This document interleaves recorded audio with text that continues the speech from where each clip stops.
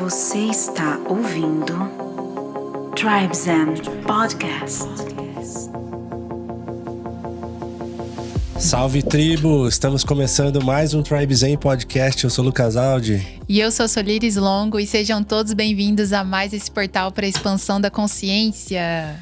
Que legal, que legal. Estamos aqui reunidos hoje para falar do poder da autocura, que é um assunto lindíssimo. Sim, eu sempre me emociono quando eu ouço o Júnior trazer sobre a história de vida dele. E pra gente é um privilégio ter o Júnior ser aqui hoje, trazendo um pouco da sua história, da sua jornada. Seja muito bem-vindo.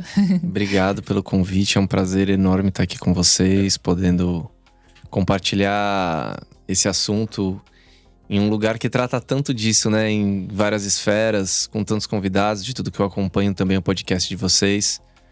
Então, tá aqui é um prazer enorme, cara. Muito obrigado pelo convite. Eu tô muito feliz mesmo de estar compartilhando isso com vocês. Gratidão. Gratidão. Batendo esse papo, né? Eu vou aprender muito aqui também, tenho certeza. Nossa, a gente acabou de voltar de um retiro, né? De uma imersão ali com a Luana Ferreira, onde o Júnior palestrou. E eu já tinha escutado um pouco da sua história no Cacau Flow. E o Júnior sempre tá permeando nossa órbita também. Isso é muito bom, a gente se encontrar em lugares tão legais assim. É, maravilhoso. E é a história que emociona demais dessa superação do câncer e de todo esse estudo que ele traz, que pra mim, assim, virou muitas chaves pra mim. Quando a gente conversou um pouco, assim, nos encontrando, por exemplo, na Divina Ordem.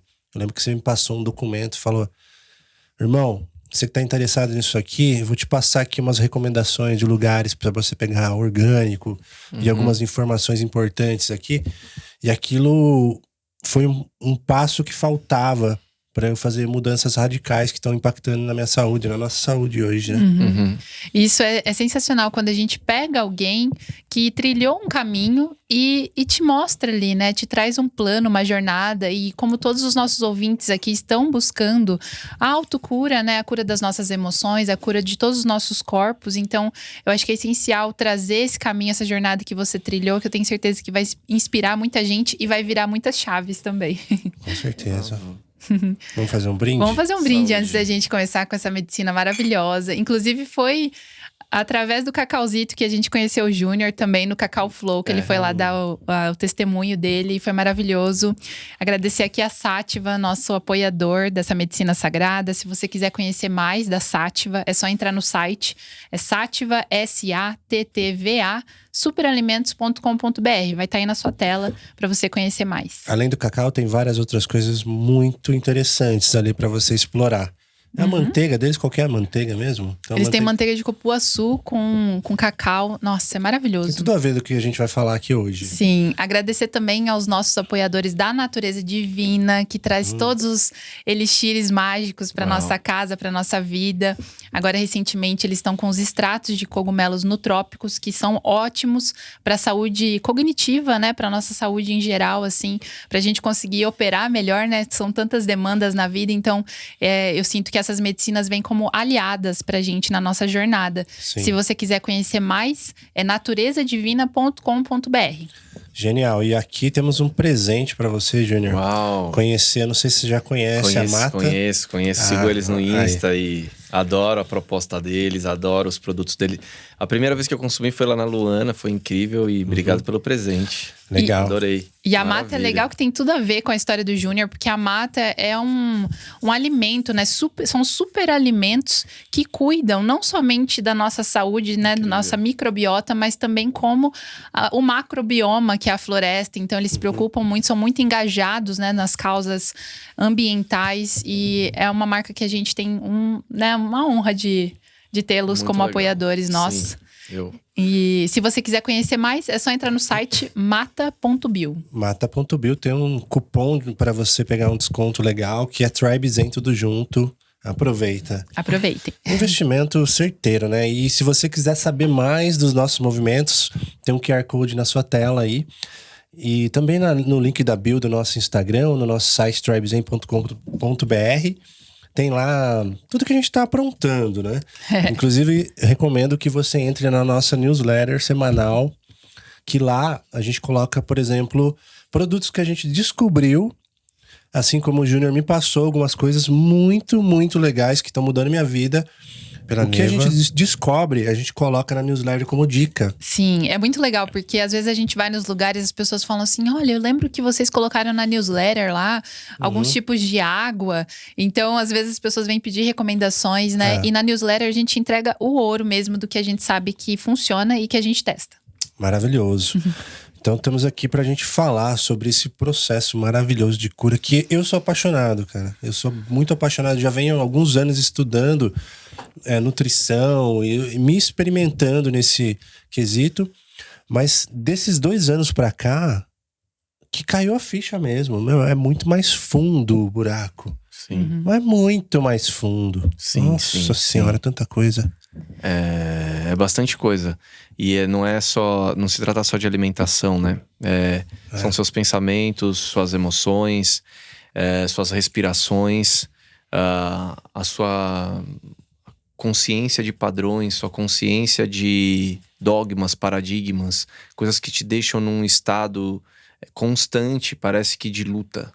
Parece que o que eu sinto é que a maior doença que existe é justamente essa coisa de você. Parece que quando você sai da sua casa, o que eu sinto, como eu era, né? Antes de ter adquirido esse conhecimento, parecia que eu já saía de casa com um capacete blindado pro que tava por vir, né, cara? Tipo, tudo é um perigo, tudo tá, ou é um assalto, ou é a moto que passa milhão. Aí você chega no seu ambiente de trabalho, tem uma pessoa que você tem a desavença, tem uma pessoa que você tem uma certa competição. Então parece que o tempo inteiro você tá num sistema de luta e fuga, e é exatamente isso que acontece. Sim. E é interessante de ver, porque a gente quer tanto se proteger e que acaba entrando num estado de sobrevivência, e quem tá no estado de sobrevivência tá correndo risco de, né? O maior risco. Sabe qual é o maior risco de todos que eu acho? Que é o pior de todos, é a infelicidade, cara. Sim. A tristeza, a apatia, você praticamente tá um morto-vivo. Era assim que eu me sentia, entendeu? Sim. Então, muito bom. essa acaba sendo a pior de todas, sabe? E aí vem o grande baque, né? Vem um grande chamado. Ela vai fazendo mini chamados, né? Ao longo do processo. Só que quando você não tá... Na época eu não tinha consciência nenhuma, era em 2016, né? Então, já várias vezes, né? Desde o momento que eu tive uma série de traumas na minha vida que decorriam de determinadas escolhas que eu fazia, né? Uma série de coisas que me deixavam numa situação assim, que eu falava, eu preciso mudar, mas aí você volta pra rotina e aquilo vira só mais uma coisa que aconteceu e passou e beleza, e você se acostuma. Só que aí chega uma hora que vem algo mais sério. Mas sabe o que eu acho? A vida, ela vai sempre te convidando pra esse caminho do equilíbrio. De alguma forma, velho. Sim. Né? Ela vai sempre convidando. Então, a doença é justamente um convite pra você voltar ao equilíbrio, né, cara? Sim. E tem que estar sensível pra perceber. Aberto e sensível. Aberto e sensível. E aí você aprende muita humildade, né? Porque assim, quando você recebe a notícia de um câncer terminal, e aí, né? Quem é você? Quem é você? Nossa. Lá acabou. Existe algo muito mais poderoso que você. Você achou que você estava no controle. Você achou que era você que mandava. Você achou que era você que conseguia superar qualquer coisa na sua vida. E agora? Sim. Né? Sim. Aí você vem para esse estado de humildade e aí você começa a repensar muitos valores na sua vida. Vamos voltar no tempo aqui. Júnior, DJ, produtor musical. Escritor, pai, esposo. O Júnior, gente, é uma entidade, assim. Ele faz tanta coisa. E é muito legal de ver tudo isso que você conseguiu acessar a partir de um diagnóstico que parece o final, né? Parece ali o final, mas na verdade foi um grande começo, né? E eu acho legal você trazer um pouco da sua história, assim, contextualizar. Da onde que você veio pro momento do Júnior agora? Eu vim, desde os meus 13 anos de idade, eu só trabalhei com isso na minha vida, né? Então eu tive um grande sonho, eu fui numa matinê, vi um DJ tocar. Eu falei, cara, é isso que eu quero ser da minha vida, é isso que eu quero fazer. Algo me tocou profundamente ali. E aí, beleza. E desde então, eu nunca fiz outra coisa da minha vida que não fosse isso. E a minha carreira explodiu muito rápido.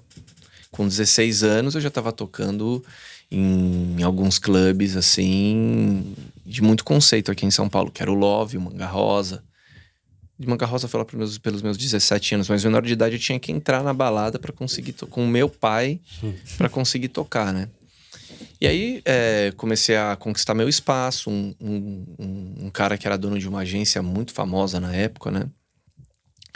Ficou de olho em mim, me contratou pra agência. Eu fiquei como um artista dele, né? Ele era o meu manager. E eu, desde que eu entrei na mão dele, eu comecei a explodir no Brasil inteiro e tudo foi muito rápido. E aí, quando você começa a conquistar as coisas rápido demais, você tem uma tendência a achar que é sempre assim. E aí eu comecei a entrar numa autocobrança, assim, muito cedo, tirana comigo. Lá pelos meus 22, 23 anos de idade. Por não estar onde eu achava que eu tinha que estar.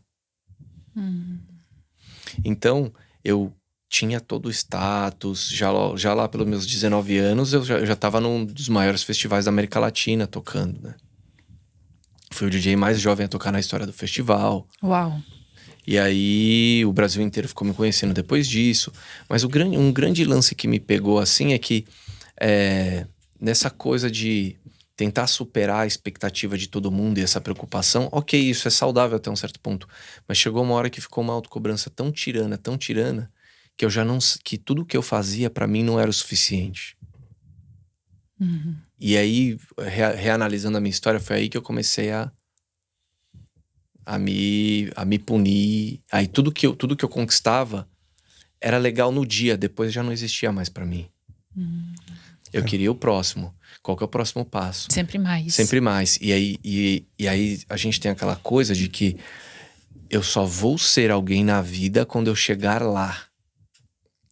Aí quando você chega lá, tem outro lá. Quando você chegar lá, tem outro lá. Quando você chegar lá, tem outro lá. E aí a vontade de chegar lá não consegue fazer com que você seja feliz aqui, velho. Sabe o que eu falei pra Sol essa semana sobre isso? Eu justamente falei pra ela assim, ó, sabe por que a gente não chegou lá ainda, em determinados quesitos que a gente almeja pro nosso futuro? Porque a gente ainda não tá preparado. E a gente tá fazendo uma caminhada bem consciente, bem gradual. E se aquilo chegasse hoje, a gente não teria feito o trabalho interno que a gente precisa fazer. Eu ganhei essa consciência. Concordo 100%.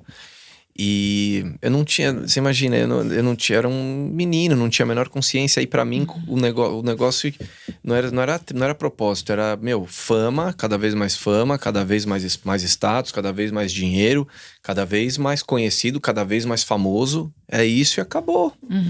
O ego tomou conta, né? E era só isso. E aí chegou uma hora que eu comecei a ter umas crises existenciais gigantescas, assim. E eu não conseguia identificar que eu tava entrando numa depressão. Eu achava, pra mim, eu era tão, assim, ignorante na época, que pra mim era frescura. Era inaceitável pra mim eu ter depressão. Eu ficava imaginando, como é que eu tendo tudo que eu tenho, conquistado tudo que eu tô conquistando, como é que eu me dou o dinheiro a tudo isso que eu queria? Se eu falasse com qualquer amigo meu da minha idade, ele ia falar, você ficou maluco, né, velho? Você tem tudo que todo mundo quer. Como assim você tá triste? Como assim você não sabe por que você tá triste? Eu acordava, às vezes, na minha casa e sentava na beira da cama e começava a chorar e não sabia o porquê. Era uma tristeza que vinha, que eu não sabia explicar. E eu botava a mão na cabeça e falava assim, meu Deus, por que eu sofro tanto? Eu não conseguia saber o motivo. Aí eu tinha terapeuta, tinha vezes que eu comecei a ir 3 vezes na semana. Mas quando eu voltava pra minha casa, eu tinha que lidar comigo. Parecia que existia, quando eu voltava, existia um outro personagem, assim, um tirano. Pronto pra me destruir, me esculachar, fazer eu me sentir horrível. 19 anos, isso. Não, eu já tava com uns 23, 24 anos. Mesmo assim, né? Com 19 muito tava tudo acontecendo, eu super feliz e tudo mais. E eu ainda tava consciente, eu não tinha... Usava uma coisa ou outra de droga e tal, mas com uns 23, 24 eu já tava com o pé embaixo, assim, sabe? Sim. Usando bastante coisa. Então você imagina, você tem toda essa questão dentro de você, e aí nos finais de semana você senta o pé em droga, bebida, Aí você começa a semana já no déficit de todo o químico que você colocou ali quando você tava usando as coisas, né? E é que nem você trouxe, você não tinha maturidade pra saber que aquilo não ia ser legal. Eu não né? tinha. E sabe o que eu achava que ia me fazer bem? Quando eu conquistasse o próximo passo. Eu ia ser feliz quando eu chegasse lá. Só que quando eu chegava lá, as coisas duravam tão pouco tempo. Aí eu fazia viagens incríveis.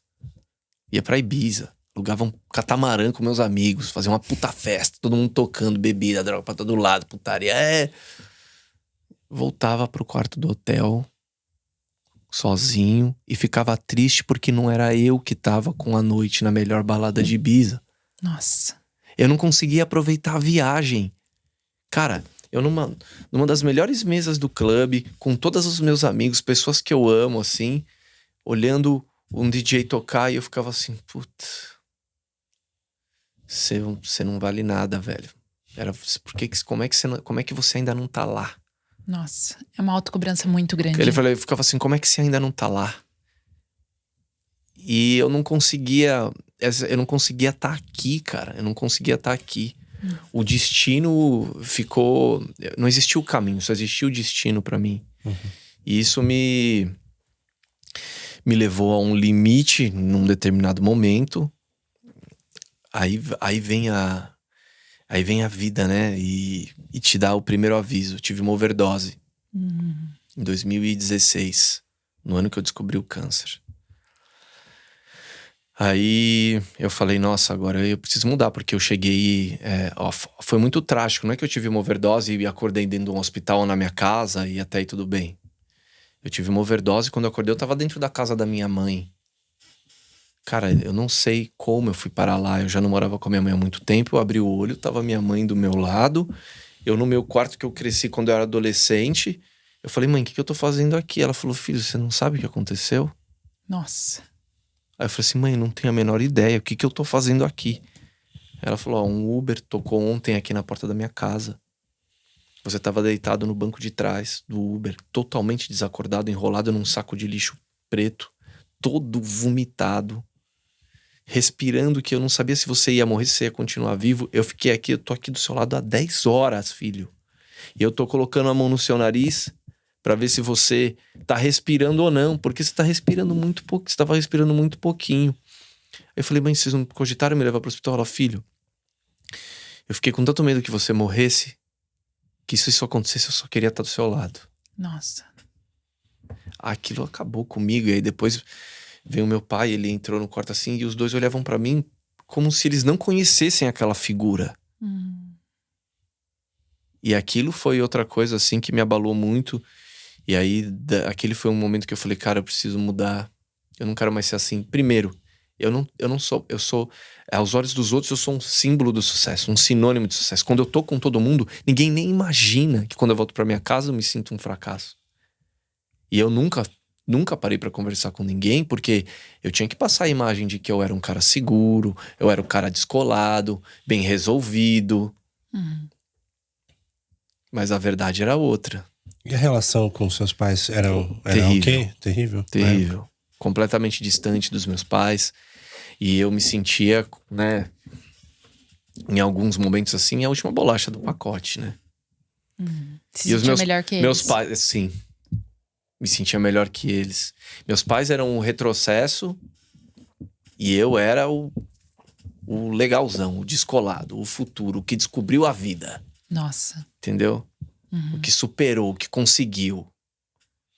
E teve esse episódio da overdose, liguei pra um amigo e aí falou, cara, você já falou que sua mãe já pediu desculpa pra sua mãe? E eu falava, cara, como é que eu faço uma coisa dessa, né? Como é que eu chego, mãe, me desculpa por você ter ficado 10 horas do meu lado, por eu ter chegado aqui na tua casa, enrolado num saco de lixo preto. Quando eu cheguei, ela não conseguia, nem ela, nem o cara conseguiam me tirar de dentro do carro. Aí que ela ligou pro meu pai. Eles não moravam juntos, né? São divorciados há muitos anos. Aí veio meu pai junto com o cara me tirou, eu completamente apagado, me colocou no quarto e enfim. Aí eu liguei pra esse brother, não consegui pedir desculpa pra minha mãe, porque era a única coisa que eu sentia assim era uma... Nunca tive numa posição tão humilhante na minha vida. E ao mesmo tempo, todos aqueles super amigos, né? A primeira coisa que viram quando falaram, esse cara vai morrer aqui, vai ser um puta de um BO pra gente, despacha ele pra casa dele, pelo amor de Deus. Se livrar, né? Tem que se livrar. Nossa, pesado. Ninguém veio comigo no carro, na situação que eu tava, velho. Tem noção? Uhum. É muito triste. E ver meus pais olhando pra mim daquela forma, assim, como se não me conhecessem. Eu falei, nossa, acho que não pode ter um desgosto maior pro pai do que ver um filho nessa situação. Sim. Uhum. Deve ser. Se eu visse minha filha desse jeito, eu ia ter o mesmo olhar pra ela, porque eu ia ficar completamente chocado, sem saber o que fazer. Uhum. E é interessante de ver que tudo isso que aconteceu só reafirmava aquilo que você mesmo já pensava, né? De você mesmo. Tipo, eu sou um fracasso, eu não tô lá ainda. Exatamente. Isso só confirmou a sua própria Só crença. faço merda. Uhum. E aí... Nossa, é muito forte. Liguei pra um amigo, esse meu amigo me levou pra fazer a minha primeira cerimônia de ayahuasca. Já de cara. Já de cara. 3 dias no México. Sempre tem um Morpheus. Sempre tem um Morpheus. E cara, esse brother hoje, até falo o nome dele, Lourenço Bustani. Ele acabou se tornando a minha referência na época. De uma pessoa que eu queria me tornar. Sabe? Em termos de consciência, em termos de muitos ensinamentos que ele tinha, de que eu batia um papo com ele quando a gente se conheceu ao longo dessa jornada, né? E é engraçado, a gente se conheceu acho que 2 anos ou 1 ano antes disso acontecer. Mas por algum motivo a gente se conectou muito. Assim, parece que em pouco tempo eu considerava ele dentro de mim um dos meus melhores amigos. Que legal. Foi um mentor ali que te mandaram. Ele foi, até hoje é, cara. Até hoje é. E aí, quando ele me levou pra cerimônia lá, eu queria tanto mudar, eu queria tanto sair desse lugar, era tão triste viver onde eu tava, era tão difícil, tão duro quando eu tava comigo mesmo, que aí lá na cerimônia, numa hora que eu tava na força, aí eu me inspirei pra escrever uma carta, né? E pedir a Pachamama que ela me ajudasse a sair daquele lugar. Eu não sabia porque eu sentia aquilo, mas eu tava sofrendo muito. Eu falava que me traga a clareza, a coragem, a força, o que for preciso para que eu consiga acessar essa essência que vive dentro de mim. Para que eu consiga encontrar esse lugar onde eu me sinta bem, onde eu me ame, onde eu me valorize, onde eu enxergue em mim o valor que as outras pessoas enxergam. Nossa. Menos eu. Aí eu terminei assim, eu estou disposto a qualquer sacrifício. Nossa. Eu queria tanto sair daquele lugar e para mim aquilo era a minha única chance, porque para mim tentar de tudo era a terapia na época, né? Eu falei, eu já tô tantos anos fazendo e eu não tô conseguindo sair daqui. Falei, eu tô disposto a qualquer sacrifício. E aí, 3 meses depois, eu vou no hospital. E aí parece que da forma mais estranha possível começa a minha jornada de transformação, quando eu descubro um tumor de 5x5 no meu cérebro. Nossa. 5 por 5 centímetros é quase a metade imagina. da circunferência de uma massa encefálica, quase, né? É bem grande mesmo. É grande, velho. Era grande, era um limão, assim, ó. Você vê que é interessante, porque você deu a permissão, né? De que você estava disposto que qualquer coisa que pudesse tirar você desse lugar fosse manifestada. E é tão mágico quando isso acontece, só que nem sempre a gente tá pronto pra lidar com aquilo que vem, né? Normalmente, o primeiro impacto é o vitimismo, né? O primeiro impacto, meu Deus, não tem ninguém na minha família com histórico de câncer. Por que isso foi acontecer comigo? Olha que interessante, aí entra a parte mais insana de todas. Esse ano de 2016, em 2015 eu fiz uma música que repercutiu muito, assim, mais fora do Brasil até do que aqui. Eu tava há 4 dias de entrar numa turnê na Europa. Nossa. Eu tinha acabado de assinar uma coleção de bonés. A New Era, essa empresa me convidou pra assinar, colocar o meu nome num boné. Nossa. Numa edição limitada. E aí, esse momento, eu falei, nossa, agora eu tô começando a chegar lá. Cheguei. Cara, a campanha do boné tava começando, eu tava entrando na cirurgia. Nossa. A campanha do boné, assim, rodando, tudo quanto era matéria, rolando. Você vê a data das matérias? Eu tava internado, indo tirar um tumor do cérebro, podendo morrer, voltar. Os efeitos colaterais que eu podia ter da cirurgia era esquizofrenia, poder voltar em estado vegetativo, voltar e não saber mais quem era meu pai e minha mãe, voltar zerado, não saber de nada, nem que eu fui DJ um dia. E aí, né? E o meu boné lá. É louco isso, né, cara? É. Uhum. É insano. Essa questão da posição que cresceu esse tumor, ele de alguma forma mudou algum padrão que temos de comportamento emocional, porque eu já vi algumas histórias de quem teve algum problema assim no cérebro e isso fez com que tivesse uma outra perspectiva do mundo. Uma Sim, visão a diferente. esquizofrenia, ela acaba, por exemplo, eu podia voltar com uma forte esquizofrenia. Isso era um dos principais, comportamental. A gente podia estar conversando com alguém e de repente começar a xingar, querer bater. Uhum.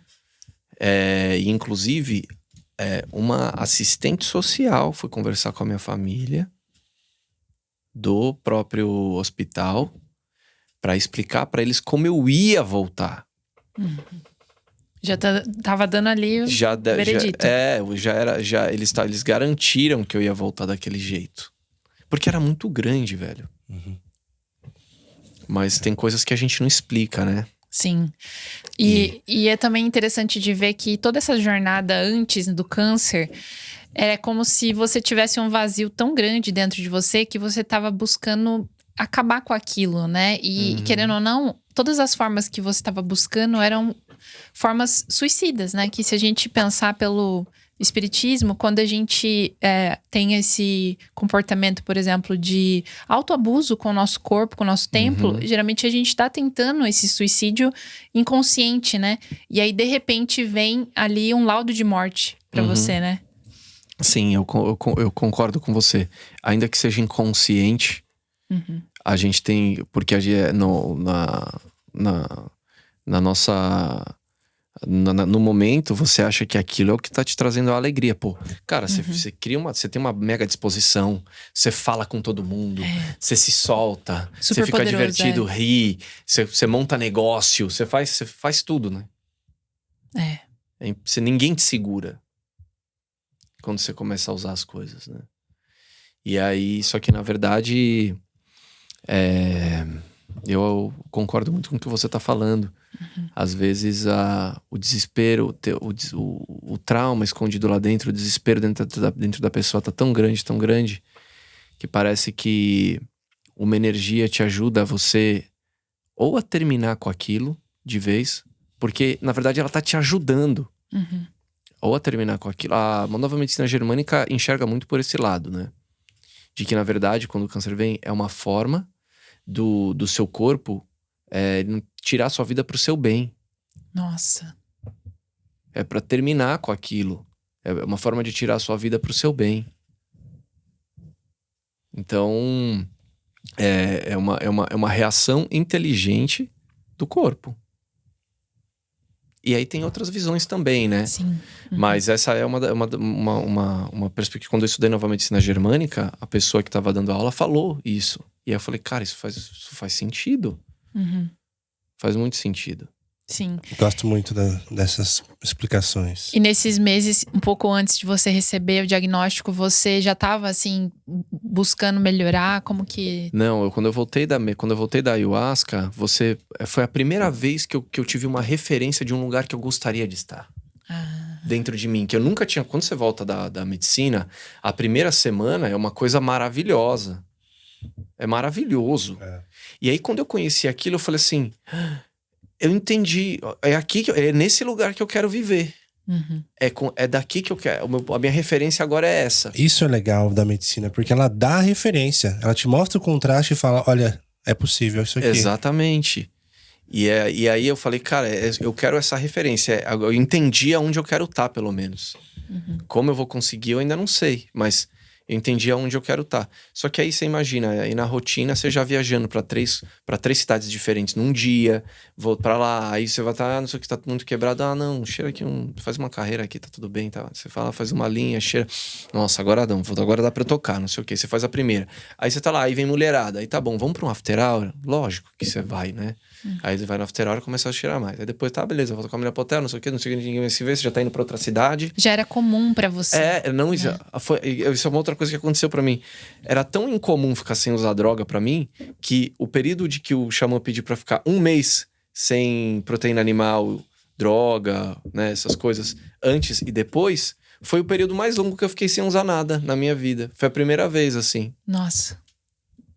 Mas aí você começa a voltar pra rotina, você começa a achar aquilo normal, babá. Quando você vê, eu já tava fazendo as mesmas coisas de novo. Uhum. E aí eu descobri o tumor. Sim. Nossa. Que história interessante de como que a vida vai criando sinais e oportunidades para entregar o que a alma almeja, né? O que tá querendo essa liberdade. E eu acho muito legal quando a ayahuasca ela tem essa matéria-prima que é a melhor matéria-prima para ser trabalhada com a madrecita, que é aquela que chega no limite, né? Chega. Eu não tenho mais receio de nada. Vamos trabalhar. Esse lugar, ela brilha. Uhum. Esse lugar, ela brilha e abre muito. Que comigo foi assim também, com você também, né? Sim. O momento do chega. O momento do chega, É. E pra você, quando foi esse momento do chega? Quando o momento do chega pra mim, foi quando eu tava... tiveram alguns, assim, ao longo da minha jornada, mas o meu primeiro momento do chega foi quando eu tava voltando, fui raspar o cabelo pra cirurgia, aí eu tinha 50, ali eu fui perguntar pra um dos caras que tava lá no hospital, falei assim, ó, cara, ele vinha me ver ali pra ver como é que eu tava antes da cirurgia. Eu não conhecia, como eu tava, a primeira cirurgia que eu fiz foi no hospital público, eu nem conheci quem foi meu cirurgião, cara. Nossa. Só conhecia a molecada que trabalhava pra ele lá no Hospital das Clínicas, os estudantes da USP. Nem sabia quem era o meu cirurgião, só sabia o nome do cara. Aí eu perguntei pra ele, meu, quanto que é a minha chance de sair vivo, né? Eu fui da cirurgia e tal. Falei assim, uns 80%. Ele falou, a gente não pode garantir nada, seu tumor é muito grande, vai ser uma cirurgia invasiva, tal, invasiva. 50%. Tudo pode acontecer. Aí eu já fui, foi meu primeiro, falei, meu Deus. Quando eu fui cortar o cabelo ali, raspar uma parte do cabelo, fazer a barba, tudo pra cirurgia. Eu tava ali na frente do banheiro. E aí eu ficava olhando pra minha cara, assim, pra ver quando eu começava a cortar e tudo mais. E aí quando eu coloquei uma música, que é aquela que eu mostrei lá no retiro, que chama Essa Força. Arrepia demais. De Depois quem a gente que é? coloca o link pra galera. Chama Essa Força, que geralmente é no Daime, que Tá. a galera usa. Só que lá era o meu amigo Lourenço. Uhum. E uma coisa que ele me falava muito, assim, pra você ver, cara, como vê umas pessoas que são realmente... Ele falava assim, eu lembro até hoje, quando eu descobri, ele falou assim, você não é vítima. Uau. Você não é vítima, meu irmão. Você não é vítima. Eu não conseguia entender na hora porque ele me falou aquilo. Eu falava, como eu não sou vítima? Como eu não sou vítima, né? Mas depois eu fui entender. Uhum. E aí, nesse momento, quando eu comecei a raspar o cabelo, eu comecei a ver um outro rosto, né? Eu nunca tinha tirado a barba quase. Sem careca, sem barba. E vendo meu cabelo todo no chão, uma outra pessoa, ali foi o meu chega. Falou assim, velho, realmente começou aqui minha transformação. Só que ainda era muito dramático, eu tinha cirurgia, eu entendi que tinha começado alguma coisa, mas eu não tinha certeza se essa coisa ia se concretizar, afinal de contas, eu nem sabia em que estado eu ia voltar da cirurgia ainda. Sim. E aí eu fui onde eu tive aquela coisa de eu voltar, olhar pro teto do quarto e falar, meu, qual que será que é o meu último desejo, né? Se hoje for o meu último dia, amanhã eu tenho 50% de chance de não estar aqui. E aí, sem entender muito bem por quê, eu levantei da cama. E no hospital público não é quarto fechado, né? Você sai daqui, o outro quarto tá aberto. Não tem tanta burocracia que nem no hospital particular, que é tudo super controladinho, né? Aí beleza, cheguei lá, fui dando minhas coisas e tal. Quando eu voltei, conversando com as pessoas, conhecendo elas e tal. Quando eu voltei pro quarto, deitei na cama. Eu não sabia, não conseguia achar a resposta. Eu me conhecia tão pouco que eu não sabia qual que seria. Eu só queria fechar o olho. Eu falei, cara, se hoje for o meu último dia, deixa eu fechar o olho e viver uma coisa que eu gostaria de viver. É tudo que eu tenho, velho. E aí, eu não consegui achar nada. Depois que eu terminei de fazer isso, eu sentei. Eu me senti tão bem, cara, tão maravilhoso. Eu falei assim, nossa, que sensação incrível. Parecia que eu tinha voltado da força da ayahuasca, assim. Nossa, que coisa maravilhosa. E aí eu fui entender qual que era o meu último desejo, né? Meu último desejo era o amor. Era viver aquilo, dar o amor, receber o amor, né? E aí vem veio a minha grande epifania. Eu falei assim, cara, eu só tô conseguindo viver isso aqui porque essa é a primeira vez na minha vida que eu faço alguma coisa pra alguém sem querer nada em troca. Eu vou querer o que em troca se amanhã eu posso morrer? Eu tenho 50% de chance de não estar aqui. Você vai querer o que fazer que business com aquela pessoa? Você tava num plano de fazer algo ali. Você tava sentado no quarto, sozinho, naquela reflexão. Qual foi a ideia que você teve de contribuir estando nesse estado limitado? Não, foi uma coisa que foi além das minhas capacidades cognitivas. Eu simplesmente levantei e fiz. Eu nem pensei nisso. Nossa. Foi uma força muito maior do que a razão, né? Me tirou da cama e eu peguei e eu fiz aquilo. E aí quando eu voltei, eu tinha, olha, aí você é muito louco, né? Parece aquela coisa da jornada do herói. Você começa, você tem uma missão, né? Eu tinha a missão da cura. E aí quando você se joga naquele caminho, parece que e realmente se movimenta a energia para aquela direção, ao longo vão aparecendo pessoas que vão te dando poderes especiais, sabe? Sim. O caminho vai trilhando o próprio caminho, né? Mesmo que você só tenha uma visão de que você quer se curar, mas nem sabe como. O meu colega de quarto era um pastor de Americana chamado Isaías. E aí ele vendo o meu desespero, porque antes desse episódio acontecer, né? Ele pegou e falou pra mim assim, olha, eu tenho 2% de chance de sair vivo da cirurgia. E já é a terceira vez que volta o tumor na minha cabeça. Nossa. Aí eu falei assim, nossa, Isaías, eu te vejo tão bem, você é um cara tão espontâneo, tão feliz. Nem parece que você tá preocupado com isso, eu tô aqui desesperado. Muito provavelmente eu tenho mais chance de sair vivo da cirurgia do que você. Eu falei, o que você faz pra ficar desse jeito? Porque eu pensava, cara, se isso aqui foram meus últimos dias, vão ter que ser os melhores últimos dias. Eu falava, eu preciso aprender o que você faz pra conseguir ficar desse jeito. E aí ele virou meu guru lá, e ele falou pra mim assim, na hora eu não entendi, mas depois que eu fiz esse rolê, eu entendi. Ele falou assim, ó, quem sempre vai te guiar é Deus. Escuta sempre a voz do seu coração porque ele está lá. Não queira controlar nada. Se preocupe apenas em fazer o seu melhor. Faça o bem, não importe a quem. Eu me arrepio de falar, porque isso é gravado na minha cabeça. Então, escute, Deus está no seu coração. O que é Deus no seu coração? É a sua intuição. Quem me tirou daquele lugar não foi a minha mente racional. Foi sua intuição. Foi a minha intuição, velho. Perfeito. Você seguiu seu coração. Eu fico arrepiado de falar, ó. E aí, beleza. Aí você chega... não queira controlar nada, se preocupe apenas em fazer o seu melhor. Tinha coisa melhor pra eu fazer naquele momento do que isso? Você não contou, o que você fez? Eu comecei a... Então, na hora que eu levantei da cama, eu fiquei um tempo internado até eu ir pra cirurgia no hospital. E lá a minha mãe levava os livros que a galera me dava, meus amigos levavam objeto espiritual, todo mundo do lado de fora se preocupava comigo e queria me dar alguma coisa, né? No hospital público, a visita é só 20 minutos, né? Sim. Então, ninguém pode ir, não tem muito acesso, assim, nesse ponto. E aí, quando eu peguei tudo que eu tinha ganhado das pessoas e eu fui dar isso pros outros. Uau. Nossa. Foi isso que eu fiz. E aí eu fui de quarto em quarto, falando. E aí eu falava com as pessoas, conhecia ela, contava o que eu ia fazer no dia seguinte. Elas me contavam a história delas. Então, aí quando eu voltei, que eu comecei a sentir isso.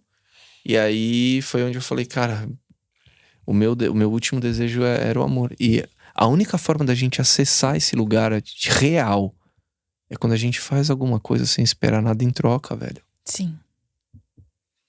É verdade. E é totalmente ao contrário da vida que você tava antes. Porque você sempre tava fazendo algo pra ter algo em troca. Exatamente. Para o eu centrado. Exatamente. E outro ponto de vista que eu fui elucubrando. E o que é o câncer, se não é exatamente uma célula que não quer mais atuar em conjunto com o grupo, porque o seu corpo é um sistema integrado que trabalha entre si. Tá todo mundo aqui se comunicando pro bem do todo.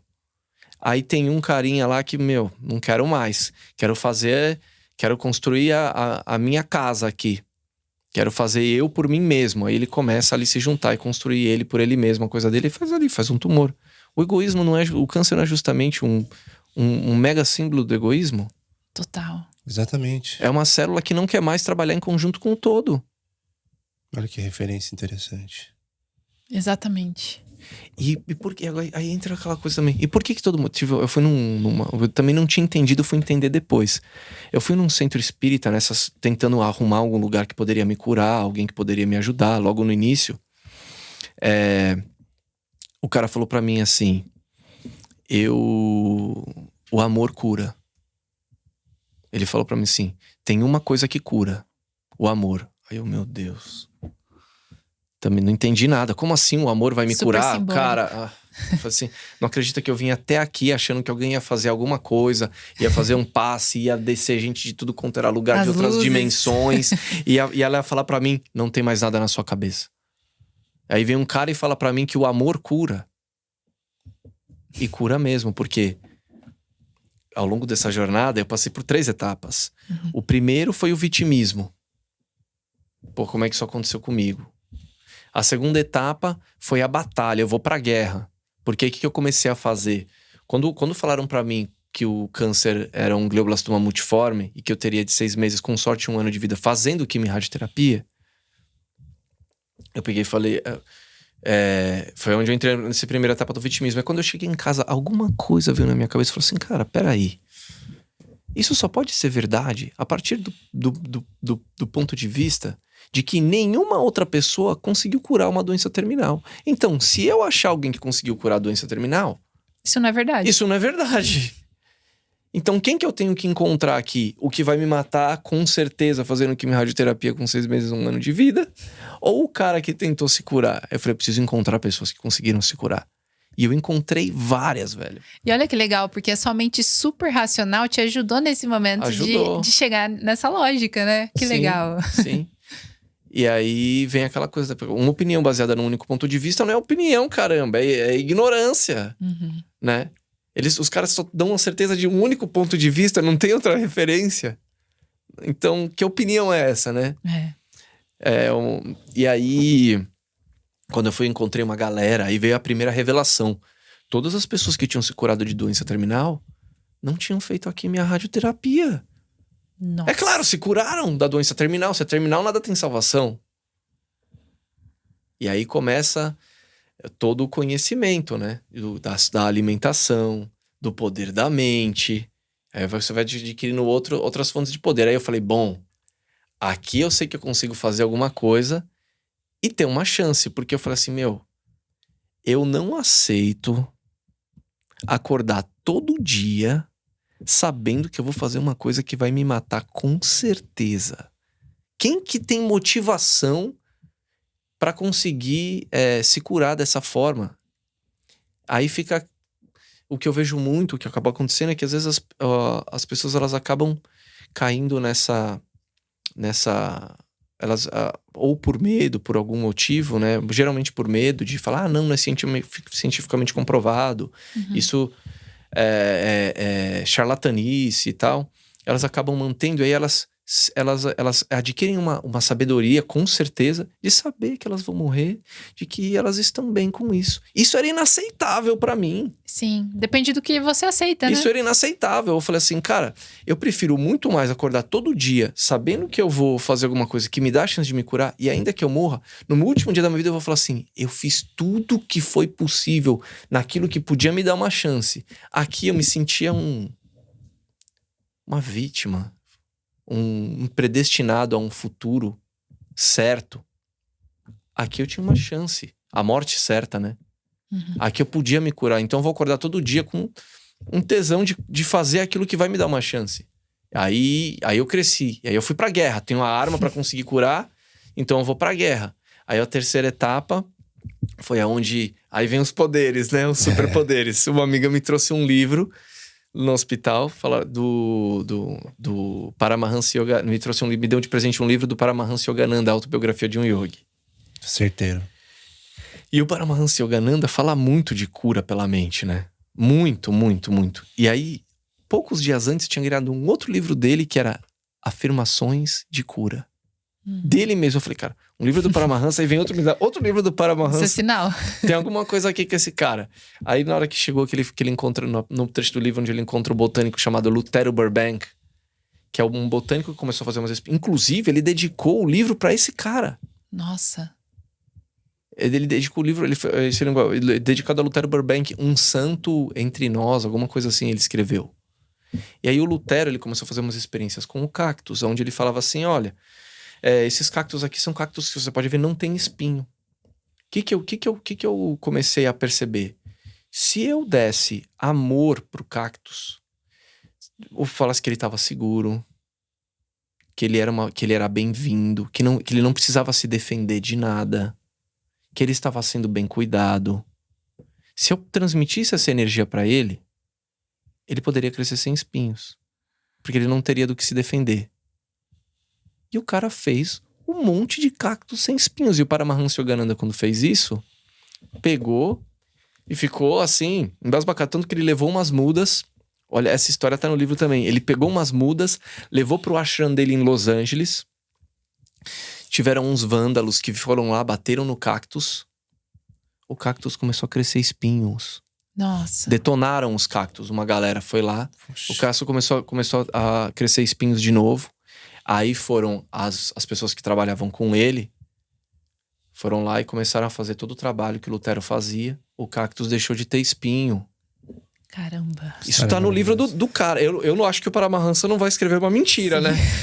Total. Ele não vai zoar, né? Eu acho que não. É verdade. Então, e era palpável porque ele era um cara recente, né? Ele foi um guru muito recente. Não uma coisa que aconteceu há 5.000 anos atrás. Não, é mais vivo, né? Tá próximo. Tá próximo. Então, eu acreditei naquilo e aí onde veio o estalo. Eu falei assim, cara, é exatamente isso. Eu preciso dar amor para minhas células. Eu preciso dar amor pro meu corpo. Eu preciso entrar num diálogo com elas, onde elas se sintam seguras, porque olha o que eu fiz com elas ao longo da minha vida. Dos meus 20 até agora. Elas precisam confiar em mim. E ter certeza absoluta de que eu vou cuidar delas com muito amor, com muito carinho, com muito cuidado. E aí foi onde eu fiz o meu primeiro pacto. Falei assim, olha, eu sei que todas vocês se decepcionaram muito comigo ao longo da minha vida. Eu não sabia o que eu estava fazendo. Me perdoem. Eu sinto muito. Vocês têm a minha palavra que eu nunca mais vou colocar nada na minha mente e na minha boca que vá prejudicar vocês.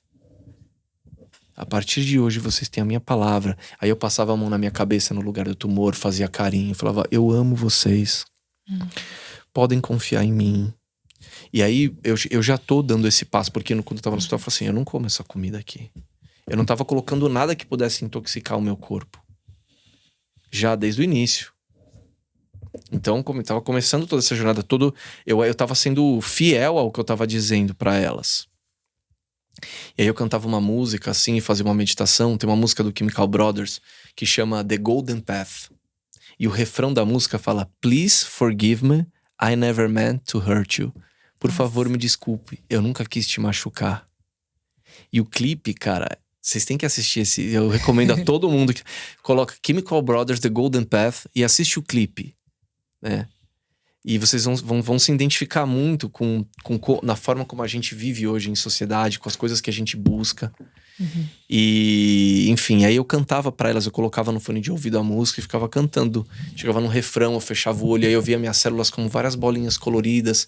E eu falava, please forgive me, I never meant to hurt you. Elas vinham me abraçar, elas confiavam em mim. E a gente vivia aquele momento assim, sabe, de reequilíbrio, de voltar a criar confiança um com o outro. Nesse momento, eu comecei como uma vítima, passei por um cara que entrou numa batalha e terminei utilizando a doença, escutando ela, virando um aliado dela. Então o câncer nesse momento virou meu aliado, porque eu queria ouvir o que ele tinha para me falar, eu queria ouvir o que ele tinha para me ensinar. E sinceramente, na minha cabeça, eu não queria me curar de uma doença para voltar a ter a vida que eu tinha antes, para voltar a acordar na minha cama sem saber porque eu tava sofrendo, chorando. E tendo que ir montando, né, aquela como um chinês, sabe um chinesinho que fica equilibrando vários pratos assim, e equilibrando todas aquelas personalidades quando eu saía de casa assim, tentando equilibrar tudo aquilo, e quando chegava tudo aquilo caía no chão e eu começava a entrar num processo de... Pode se chamar depressão. Sim. Nossa, e uma coisa que eu gosto muito que tem, acho que até no seu perfil, né, Cura de Todos, que você fala que o câncer curou a sua vida, né? Isso é muito profundo. Eu até mudei, esse ia ser o nome do meu livro, inclusive. Tá pronto. E aí, recentemente eu encontrei um nome mais forte, assim, mas ele realmente, o câncer curou a minha vida. Ele foi a ponte que me conectou com todos esses conhecimentos, que me trouxe a oportunidade de eu conseguir. Eu não tive outra opção que não fosse olhar pra dentro. Aí eu brinco com a minha mulher, né? Com a Thalita, eu falo assim, Thalita, essa foi a melhor falta de opção que já aconteceu na minha vida. A outra opção, na verdade, tem uma opção que seria desistir e falar, aceito, né? Aceito esse diagnóstico e vou... Pronto, né? Mas as pessoas, eu acredito que assim, a grande questão que as pessoas acabam, infelizmente, perdendo a vida é a falta de informação. Sim. É a falta de informação. E quando você tenta fazer algo diferente, vem tanta gente de tanto lado tentar impedir que você faça, que você, para não criar inimizades, acaba cedendo. Sim. Isso é uma coisa que você conta muito nas suas palestras, né? Que você teve muita resistência de pessoas muito próximas, né? Pessoas que te amavam, que te amam. Sim. E como que você lidou com isso? No começo, com muita raiva. Muita raiva porque eu tinha a minha visão, eu sabia que eu tinha uma chance. E as pessoas não queriam nem ouvir o que eu tinha pra falar, né? Quando eu fui comentar, quando eu falei que eu não ia fazer quimio-radioterapia no hospital, a primeira reação foi a dos médicos, mas eles foram muito educados comigo. Eles falaram, cara, tudo isso que você tá falando não é cientificamente comprovado, Júnior. Eu lembro até o momento que o médico, quando eu tava insistindo com ele pra tentar convencer, ele falou assim, pedi pra minha irmã imprimir pra mim alguns estudos e algumas pessoas que tinham se curado o que elas tinham feito pra eu poder dar pra ele. Eu, na minha ingenuidade, falei, ele vai poder usar isso pra curar um monte de gente, né? Quando eu entreguei pra ele, ele nem abriu. Ele falou pra mim, Osvaldo, entende uma coisa. Você tem que deixar a gente cuidar da sua saúde, não o Google. Nossa. E aí eu peguei e falei assim pra ele, mas quantas pessoas com esse diagnóstico que eu tenho você já curou? Estão curadas. Ele ficou em silêncio. Aí eu falei assim, pois eu tô te mostrando aqui uma pessoa que tá viva há 27 anos com isso. Às vezes ele é um cara que tá ali alimentando um sistema que nem ele sabe. Não todos são vítimas, né? A medicina também é vítima. É estrutural. Os médicos também são vítimas. Se você pegar hoje o site da USP, isso eu vi com os meus olhos. Quem contribuiu com boa parte da construção da universidade, assim como toda a teoria acadêmica, foi a Fundação Rockefeller. Nossa. Caramba. Sabe do que a Fundação Rockefeller é dona? De todo medicamento, tem derivado de petróleo.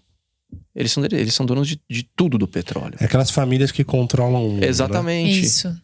E aí, inclusive no Cura de Todos, no Instagram, eu coloquei lá um vídeo que mostra como, na parte da Revolução Industrial, como que a família Rockefeller fez para conseguir. Porque naquela época se tratavam as pessoas com plantas, com tudo. Sim. O que ele viu? Ele falou assim, cara, eu consigo fazer medicamentos que são derivativos do petróleo. E como é que eu faço para implementar isso no mercado? Eu vou vender direto para a pessoa? Não. Eu vou na medicina.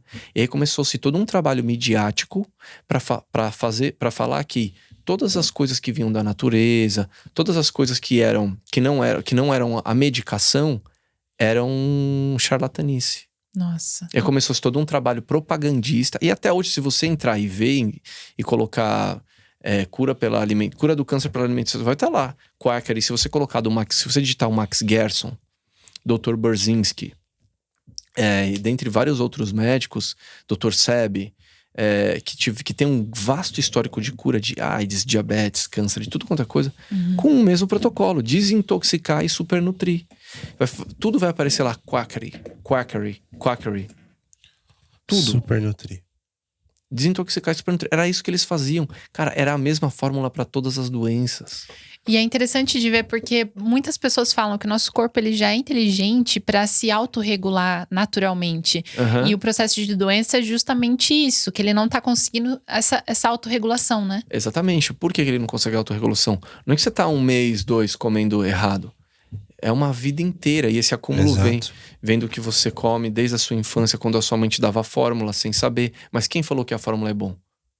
A propaganda. Tinha propaganda falando que era bom dar doce de leite, aquele leite moça pra criança. Que se fumar era bom, que fazia bem pra saúde, deixava as pessoas mais inteligentes, né? Então, depois isso foi construído. A mente do ser, da massa, ela é manipulável. Né? E aí você cria aquela relação de hierarquia entre você e o médico. O que ele falar é lei. Se ele falar que não é comprovado pela ciência, imagina, nossa, um cara tão conceituado, estudou em tudo quanto é lugar. Hoje, pra mim, o conceito de bom médico é quantas pessoas ele curou. Não quero saber onde você estudou, não quero saber nem se você é formado. Quantas pessoas você curou de doença terminal? Nenhuma. Não serve pra mim. Sim. E não é arrogância, é simples assim. E é legal porque a gente já teve vários médicos aqui na nossa mesa, né? A gente teve a oportunidade, a gente tá numa egrégora que tá bem nutrida, né? De pessoas que estão realmente trabalhando pró-saúde, porque eu sinto que a medicina de verdade é essa, é o que trabalha pró-saúde, não que tá só remediando doença e deixando a pessoa pior, né? Sim, mas aí é aquela coisa, né? Poxa, a gente vê, eu lembro quando eu entrava tem um médico fantástico, né? Dr. Gustavo Vilela, Dr. Paulo Prado, Dr. Sumie Iawasa, e a doutora Elisa Fukuko Nishiyama, que foi a minha mestra que apresentou toda a alimentação pra mim. Eu lembro de estar saindo do consultório do Gustavo Vilela, um outro cara que tem excelentes resultados, assim como o Paulo, assim como a Sumie, com cura de uma série de doenças gravíssimas, né? E é interessante que os três usam a mesma base para saber o diagnóstico e prescrever os homeopáticos e suplementos. Nossa. A Sumie é a grande mestra que ensinou o Paulo e ela são as pessoas que ensinam para outros médicos essa técnica. E o Gustavo aprendeu com eles e ele é um grande estudioso. Cada hora ele vai trazendo mais assunto novo para dentro do repertório dele. Hoje ele tá muito profundo também na nova medicina germânica e outras coisas até que envolve mesa arturiana, essas coisas que ele até, não sei nem se eu posso falar isso, mas ele fala assim, Júnior, eu nem consigo mostrar isso, não consigo nem mostrar isso para outras pessoas. Sim. Não, a gente tem alguns amigos que trabalham com essas bruxarias também, que estão na medicina. Ele era um oncologista do Albert Einstein. Nossa. E ele se revelou ali, abriu a clínica dele e hoje ele tá tendo os resultados que ele tem curando uma galera de câncer. E dentre outras coisas. Nós estamos, assim, cercados de pessoas trazendo essas tecnologias pra gente. Adesivos frequenciais, florais, tudo coisa que tá... Nossa, acessível hoje. E tem profissionais, por exemplo, que estão sofrendo até... Como que chama quando alguém vai lá ver se os métodos... Repressão. Tipo uma repressão mesmo do sistema. E o interessante, assim, o que eu vi ali uma vez saindo... Eu acabei falando deles assim, mas o que eu vi uma vez saindo do consultório dele era um cara de uma farmacêutica chegando, velho, com uma mala de remedinho gigantesca pra deixar no consultório do cara. Quando eu fui levar minha filha numa dentista antroposófica há um tempo atrás...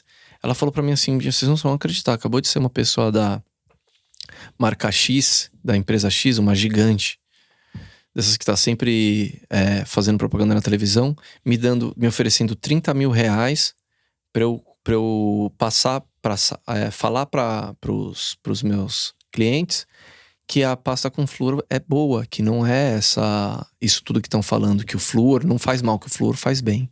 Caramba. É Nossa. normal, isso aí é padrão de mercado. E aí vem, cara, você imagina, eu acho que o conselho, pra você ter uma ideia, pelo Conselho Nacional de Medicina, acho que você nem pode prescrever outra coisa que não seja quimio e radioterapia. Sim. Então, cara, você vê como eles vão fechando o cerco de todos os lados e alguém tá ganhando muito com isso. Alguém essas famílias são acionistas dessas grandes farmacêuticas, de tudo, da mídia, de tudo. Tem um documentário que fala isso que eu não tô lembrando, Monopoly. Sei. Não assisti ainda, mas eu sei qual é. Assiste, porque ele fala exatamente isso, como eles manipulam tudo, da mídia, Sim. de todas essas coisas. E na hora que você pegou e falou assim, não vou aceitar a alimentação que vem daqui. Aí você teve que criar todo um processo para conseguir, além de já ter o seu protocolo, né? Você consultou essas pessoas e aí tinha um processo para chegar lá. Como que foi esse processo? Então, quando aconteceu que quando eu fiz a minha primeira cirurgia, eu comecei a estudar 18 horas por dia. Por coincidência, minha irmã foi mandada embora do trabalho, então ela podia ficar em casa fazendo a minha comida. Eu falava, Amanda, você só traz a comida, eu vou comer e vou continuar aqui pesquisando e fazendo. Era uma média de 18 horas por dia sem parar. Uau. Encontrando gente que se curou no mundo inteiro pra entender o que eles fizeram e dali tirar o que a grande maioria fez pra eu poder atuar. Em 20 dias o tumor voltou maior do que era antes. Eu nem comecei a fazer. Em 20 dias comecei a ter uma dor de cabeça, ele voltou, fui internado de novo. Só que quando eu fui internado eu já sabia o que eu tinha que fazer. Eu já sabia qual era o caminho. Eu sabia. Quando eu voltei da minha cirurgia, veio o meu de jejum. A nutricionista trouxe meu de jejum. Um polenguinho, 2 Ana Marias, 2 bolinhos da Balduco. Era manteiga, margarina, café, leite e 2 pãozinhos franceses embalados num plástico. Bizarro, né? E veio numa caixinha que tava desenhada uma maçã. Bizarro. Não, é brincadeira, né? É, Ela veio numa caixinha assim desenhada a maçã, aí você abre e tá tudo aquilo dentro. bizarro. E eu perguntei pra ela, falei, você come isso? Eu falei, você come isso? Eu falei assim, você estudou, entrou, se formou pra talvez trazer saúde e vida pras pessoas. Aí você entra no quarto de uma pessoa que tá completamente inflamada, voltando de uma cirurgia gravíssima, inflama mais ainda o corpo dele, deixa mais incapacitada ainda a pessoa de conseguir regenerar o trauma que ela já passou dele. Porque você imagina, o corpo lidando com um câncer que tá dentro dele, fora as outras coisas, vírus, patógeno, contaminante, metal pesado, tudo que já tá acumulado no meu corpo, Sim. mais a cirurgia. Aí você vai inflamar mais com comida que vai inflamar o corpo da pessoa, intoxicar mais ainda o corpo da pessoa. Nossa. Na minha cirurgia com o Cantone, quando eu voltei da cirurgia, veio um todinho, Danone e 2, como que chama? Aquelas pão puma lá, aqueles Isso. bisnaguinha. Cara, Eu falei, que isso, meu? chega a ser insano você pensar que você tá. Que ali é o lugar que vai. A cirurgia clínica, ela é indispensável. Aquilo é uma obra de arte que o cara tem, uma habilidade que o cara tem com a mão dele de conseguir reconstruir um corpo ou retirar um tumor. Isso tem um valor absurdo, mas infelizmente hoje, qualquer outra prática que envolve a prescrição medicamentosa, porque depois que o cara faz a cirurgia, ele te passa pro outro especialista. Não é ele que vai te prescrever medicamento. É outro. É outro. E aí, geralmente, você vai para um oncologista, aí você vai passar por uma nutricionista. E aí você começa a receber uma série de medicamentos. Então você imagina, você trata de uma forma generalizada uma coisa que é um sistema inteligente único de cada um. Por peso, idade e altura, aí vai lá no livrinho, qual é a dose aqui? Essa dose. Ah, tô com dor no corpo inteiro, tá bom, dipirona. Aí o cara começa a inchar. Reter líquido. Aí dá dá um outro medicamento pra resolver essa questão. Aí, sobrecarregou o fígado. Aí mete outro medicamento que tá sobrecarregando o fígado. E assim, não é por mal. Mas foi assim que foi ensinado. Por isso que a informação é tão importante, né? Exatamente. A informação é o poder.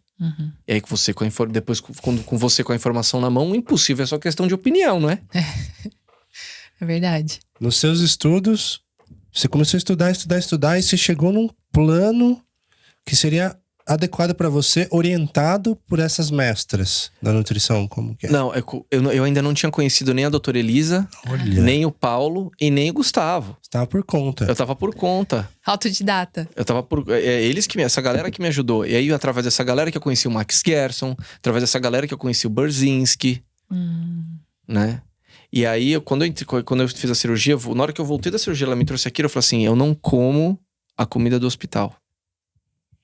Eu não como. A comida aqui não é orgânica. A água que vocês me trazem não é uma água com pH alcalino, nem com uma alta dosagem de hidrogênio. Eu não vou tomar água daqui, eu não vou fazer nada daqui. Porque eu entendi que eu precisava desintoxicar a qualquer custo o meu corpo. E se voltou em 20 dias, eu tinha que agir muito rápido, porque eu não sabia em quanto tempo podia voltar. É verdade. Na minha cabeça, meu tempo era curto, então eu tinha que ser radical. E aí, me fizeram assinar um termo de responsabilidade, li tudo. E aí foi onde começou todo o estresse com a minha família, começou todo o estresse com eles, porque eu fiz uma coisa que eu chamei de plano da cura. Onde eu tinha ali os exercícios para conseguir oxigenar meu corpo, onde eu tinha a alimentação, onde eu tinha o cuidado com o sono e onde eu tinha a meditação. Você criou um protocolo pra você. Eu criei um protocolo pra mim, que começava... Eu tinha um schedule, eu começava às 6 da manhã e terminava às 9 da noite. E aí, ao longo de todo esse processo, né, vinha alguns medicamentos, né, que eles queriam me dar. Por exemplo, o protocolo é você sempre tomar um remédio que me faltou um nome, não tô lembrando o nome agora, que previne a trombose. Clexane, lembrei. Eu tô andando todo dia. Eu tô fazendo... Como é que eu vou ter trombose? Por que eu vou tomar esse medicamento? Mais toxicidade no teu corpo. Eu vou te dar um medicamento que é pra você ficar mais calmo. Não vou tomar nada pra ficar mais calmo. Vou te dar aqui um outro medicamento. Você vai tomar soro. Mas por que eu vou tomar soro? Foi aí que você começou a meditar também? O soro é glicosado? O soro é glicosado. Vocês mediram a minha glicose? Antes de me dar o soro glicosado? Então, por quê? Pra que eu vou ter um pico de glicose se eu nem tô com a minha glicose baixa? Não, é porque é protocolo, você acabou de voltar da cirurgia. Mede a minha glicose. Depois que medir a minha glicose, se ela estiver extremamente baixa, eu tomo. Senão, não. Tá certo. Aí, pra quê? Olha, cara, eu me defendia de todos os lados. E você teve muita coragem, que foi exatamente o que você pediu lá pra ayahuasca, né? Cara, coragem. Olha, você falou uma coisa assim que eu penso... Não era eu. Não era eu. Eu não sei de onde vinha a força, eu não sei de onde vinha a coragem. Eu não sei de onde vinha aquela certeza que aquele era o único caminho que eu conseguia me curar. Às vezes eu penso, será que foi desespero? Talvez fosse desespero. Muita gente fala pra mim, caramba, Oswaldo, você teve muita coragem. Falou pros caras que você não ia fazer química, que você não ia fazer rádio, Oswaldo, né, Júnior? E tal. Eu falei assim, velho, você acha que isso era coragem? Era desespero, irmão. Eu podia morrer a qualquer momento, eu não sabia que horas aquele tumor ia voltar e eu tava tentando fazer de tudo pra conseguir sobreviver. De tudo pra conseguir sobreviver. E aí, quando teve um momento que foi muito importante, aí veio a solitude. Quando eu falei que eu não ia fazer quimio-rádio, meu pai falou pra mim que eu estaria sozinho se eu tivesse essa opção. Minha mãe falou que eu ia matar a família inteira. Ela começou a fazer uma puta chantagem emocional, coitada, assim, ela nem sabia que ela tava falando aquilo. E aí eu falei que eu preciso eliminar toda a força contrária, porque porque essas pessoas vão ser capazes de fazer eu desistir. Meu pai, minha mãe, todos os amigos que eles persuadiam pra ir lá tentar me convencer do contrário, eu falei, tá todo mundo proibido de vir me visitar no hospital. Nossa. A única pessoa que entra aqui é minha professora de meditação e a minha irmã que traz a minha alimentação. Você proibiu sua família? Todo mundo. Nossa. Quando eu saí do hospital, eu não fiquei na casa dos meus pais. Eu fui pra um apartamento e fiquei sozinho. Virou tipo um retiro. Mas foi muito... Essa parte foi muito difícil, porque eu fiquei completamente sozinho. Eu me senti completamente carente. Ainda que eles estivessem à disposição pra ir lá a hora que eu queria, ter do seu lado uma pessoa que quer que não acredita em você é como se você estivesse sozinho. Eu vi um inimigo. Não vi um pai, não vi uma mãe. Eu vi um inimigo ali, naquele momento. Que tava tentando impedir a minha cura. Sim. E aí... Mas foi muito importante, porque aquele momento só... Eu tinha que lidar com a culpa de ter proibido eles, de pô, são meus pais. Tive que lidar com toda essa culpa. Tive que conseguir sustentar essa coisa de que vai dar certo, de que esse é o caminho. Eu não vou fazer quimio-radioterapia. E aí chegou um momento, que foi o que eu acabei fazendo algumas sessões quando eu tava internado. A minha irmã era a única pessoa que ia lá, né? Então todo mundo foi em cima dela, pra ela tentar me convencer do contrário. E ela era aliada minha, lado a lado, e acreditava no que eu falava pra ela. Aí chegou uma hora que os médicos falando pra ela que ela podia ser cúmplice da minha morte, que se eu morresse ela ia se arrepender pra vida inteira. Nossa, imagina a pressão. Pressão total em cima dela. E aí, eu lembro um dia que ela entrou assim, e ela tava assim, ó, com a mão tremendo. Eu falei, Amanda, o que aconteceu, né? Hoje que Aí ela começou a desabar. Falou assim, você tem certeza? Eu falei assim, Amanda, nós temos certeza. Como assim você tem certeza? Não, se você fizer os dois, você pode ganhar mais tempo. Amanda, fazer os dois aonde? Eu tô num processo de desintoxicação total e supernutrição do meu corpo. Aí ela, não, mas você tem certeza? Aí, blá, blá, blá, blá. Começou a chorar. Aí eu falei assim, meu Deus, onde eu enfiei a minha irmã? O que eu tô fazendo com a vida dela? Nessa hora sente muita culpa. Você começou a duvidar um pouco, não? Não, nessa hora eu falei, o que eu tô fazendo com a vida dela? Eu preciso dar um jeito aqui. Eu preciso... Eu imaginei o que ela tava sofrendo lá do outro lado, porque o que ela tava falando era justamente o que todo mundo lá falava. Eu já entendi que ela tava persuadida, que ela já tava com um medo lascado. Aí ela pegou e eu peguei e falei assim, preciso bolar um plano aqui pra convencer as pessoas de que eu vou fazer, mas eu não vou fazer. A minha sorte é que a quimio-radioterapia, no caso de câncer cerebral, ela é via oral. Um medicamento chamado Temodal. A radioterapia eu tinha que estar presencial, não tinha como eu não ir. Mas a quimioterapia eu podia não tomar. Eu falei assim, até eu sair daqui... Porque olha a situação que eu tava. Falei, se eu morrer de verdade... Isso aqui, eu tenho fé nisso, mas pode dar errado.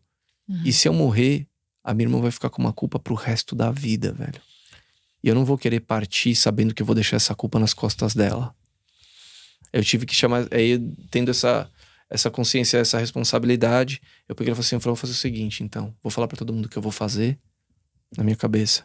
Na rádio eu vou, infelizmente, mas a quimio eu não vou tomar. E aí ela fica livre. E se acontecer alguma coisa comigo e eu partir, ela fica bem. Ela não vai ficar com culpa. Você pensou nela, né? Lógico. Então, além dele, fica... Aí o desafio é grande. Aí fica legal. Porque eu que coloquei ela nessa. Eu que falei, Amanda, você tá desempregada, você vai ter que fazer minha comida. Tô com você até o fim. Né? E aí foi onde eu tive que fazer... acabei fazendo as primeiras sessões, assim. Mas foi só por esse motivo. Entendeu? E aí, e justamente esse momento de solitude que vai te trazendo mais reflexão. Minha professora de meditação era a única pessoa que ia lá. Eu tentava encontrar quais eram esses traumas que estavam dentro de mim. Sim, se aprofundando nas emoções, né? Se aprofundando em todas as minhas emoções. Nossa, que legal. Você acabou criando ali pra você você acelerou seu processo de cura fazendo tudo isso e ao mesmo tempo você se retirou da sociedade pra se desassociar de tudo que tava lá fora, né? Exatamente. Uau. Exatamente. Que legal. E foi bom que foi necessário. E também depois de lá eu continuei sozinho. Aí depois os meus pais vendo que pra conseguir estar mais... Porque imagina pra eles, imagina se esse menino vai embora, todo mundo briga, ele não falando com a gente, todo mundo brigado. Aí minha mãe começou a me ajudar na questão da alimentação. Minha mãe buscava todas as verduras. E como que foi o processo, assim, quando os próprios médicos começaram a ver os resultados positivos? O meu neurocirurgia foi muito legal, assim. Primeiro que o oncologista, quando a gente se encontrou, assim, e eu já tava bem, ele olhou pra minha garrafa de Scoverde e falou assim, isso dá resultado mesmo, hein? Ele falou, isso dá resultado mesmo, hein? Só que sequer perguntou, o que você fez? Ninguém quis saber o que eu fiz. Olha. Ninguém nunca perguntou o que eu fiz pra estar vivo de uma parada que eles tinham certeza que eu ia morrer. Caraca. E o momento mais emocionante, assim, pra mim, foi quando 4 anos depois, que eu acabei tendo o que aconteceu comigo com aquelas sessões de rádio que eu fiz lá? Tive um problema na minha calota craniana. Necrosou a minha calota craniana. Nossa. Aí eu comecei a estudar, eu vi ali que a média de quando dá osteoradionecrose, que é a necrose da calota craniana, por conta da rádio, é justamente de 1 a 2 anos depois. Fica uma lesão e ela vai crescendo, vagarosamente vai crescendo. Chega uma hora que começa a inchar tua cabeça, inchar teu rosto. Eu falei, o que tá acontecendo lá dentro? Quando vai ver, o crânio tá todo necrosado por conta da rádio. Aí eu tive que tirar o crânio. Nossa. Aí, beleza. Aí quando eu voltei lá 4 anos depois pra fazer isso, no mesmo hospital, aí que eles não acreditavam mesmo que eu tava vivo, que era, não é possível que esse moleque tá vivo ainda. Aí o meu cirurgião falou, esse moleque tem uma imunidade tabajara, não é possível. Eu lembro dos caras falando, dos médicos falando pro meu pai, né? Não, cara, não tem imunidade tabajara.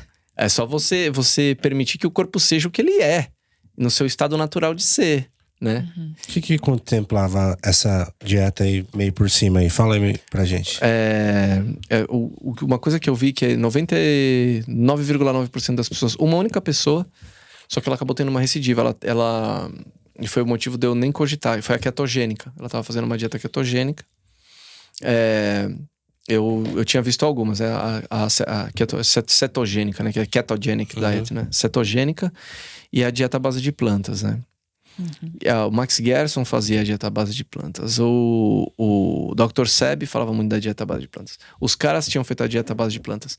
E aí, no começo eu tinha essa informação. Mas quando eu saí do hospital e encontrei a doutora Elisa, também, outra pessoa que veio me trazer um superpoder. Porque eu ia para os Estados Unidos, na clínica desse cara, do Dr. Berzinski. Porque ele tinha um histórico gigantesco de cura de câncer cerebral com um medicamento que ele fazia com aminoácidos que ele tirava do seu próprio corpo. E ele fazia a medicação e estava curando todo mundo. E o Conselho de Medicina tentando fechar o cara. Nossa. Você assiste o documentário dele, é impressionante. Você assiste o documentário dele, eles estão na audiência, tá filmando a audiência lá ao vivo. Aí um monte de gente fazendo protesto na porta, que eram os pacientes curados, velho, vários na porta do tribunal fazendo protesto. E ele lá dentro, aí o juiz falou assim: me traz 5 pessoas que você curou, mostra aqui o exame, porque se você tá fazendo isso. Ele foi lá, mostrou as 5 pessoas, mostrou os exames, chegaram pro Conselho de Medicina. Vocês não têm interesse na tecnologia que esse cara tem? Pois é. Aí ele falou: a questão não é essa. Nós temos normas e regimentos e elas precisam ser cumpridas. Entendeu? É assim que funciona. Sim. E aí, conheci a doutora Elisa, eu ia pra lá. Aí veio sem querer, uma amiga a filha de uma amiga da minha mãe que se curou de câncer através dessa médica. E aí, por essa pessoa, né, a energia do campo me levou até a doutora Elisa. Cheguei na doutora Elisa, eu falei assim... Ela falou, você fez quimioterapia? Eu falei, eu fiz algumas sessões de rádio e quimioterapia. Eu não fiz. Fez muito bem! Foi a primeira coisa que ela falou. Eu falei assim, bom, tô bem, né? Se essa aqui é a que cura. E ela falou que não fez quimioterapia. E aí que eu comecei a ver. Tudo que ela falava ia de encontro com o que todas as pessoas que tinham se curado fizeram. Só que ela ainda tinha uma dieta mais restritiva ainda. Ela tirava todo o amido, tirava a grande maioria dos grãos. Que mais? E era uma dosagem cavalar de suco verde por dia. De 3, tinha vezes que dava 4 litros, velho. Era 3 litros por dia. Tinha vezes que eu ia lá fazendo. Cara, era uma cesta de feira até a tampa, assim, ó. Nossa. Pra fazer um suco. É aquele prensado. E ela falou assim, ó, não vai água, tá? Uau, é só suco. É o sumo da planta, o puro creme do milho. Maravilhoso. Sim. É remédio. Cara, você não tem. E é difícil tomar. No começo, eu achava que eu ia vomitar, porque era uma coisa que meu corpo não tava. Olha como é que é o corpo, né? Ele se habituou a viver de uma maneira que quando você coloca o que ele precisa, ele quer rejeitar, quer colocar pra fora. Fala assim, não, pelo amor de Deus, que é isso que você tá trazendo pra mim? Não tô acostumado com isso, não. E isso é real. Quando o nosso corpo tá intoxicado, eu trouxe isso pra nossa Nutri, a gente tá fazendo um tratamento com a medicina. Chinesa.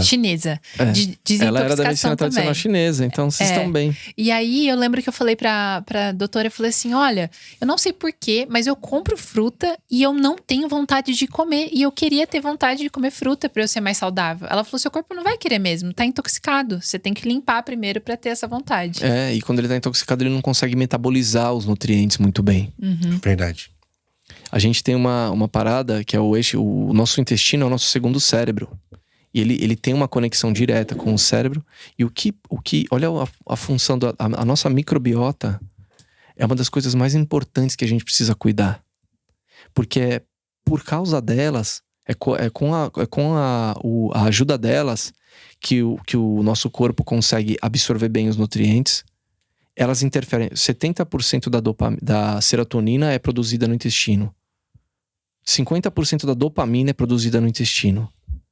80% das células de defesa são produzidas no intestino. E quem garante tudo isso? A microbiota.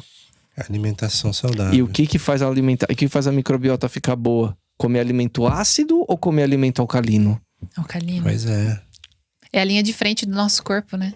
E aí, cara, aí você imagina. Eu passei por um processo, né, quando eu comecei a fazer a alimentação.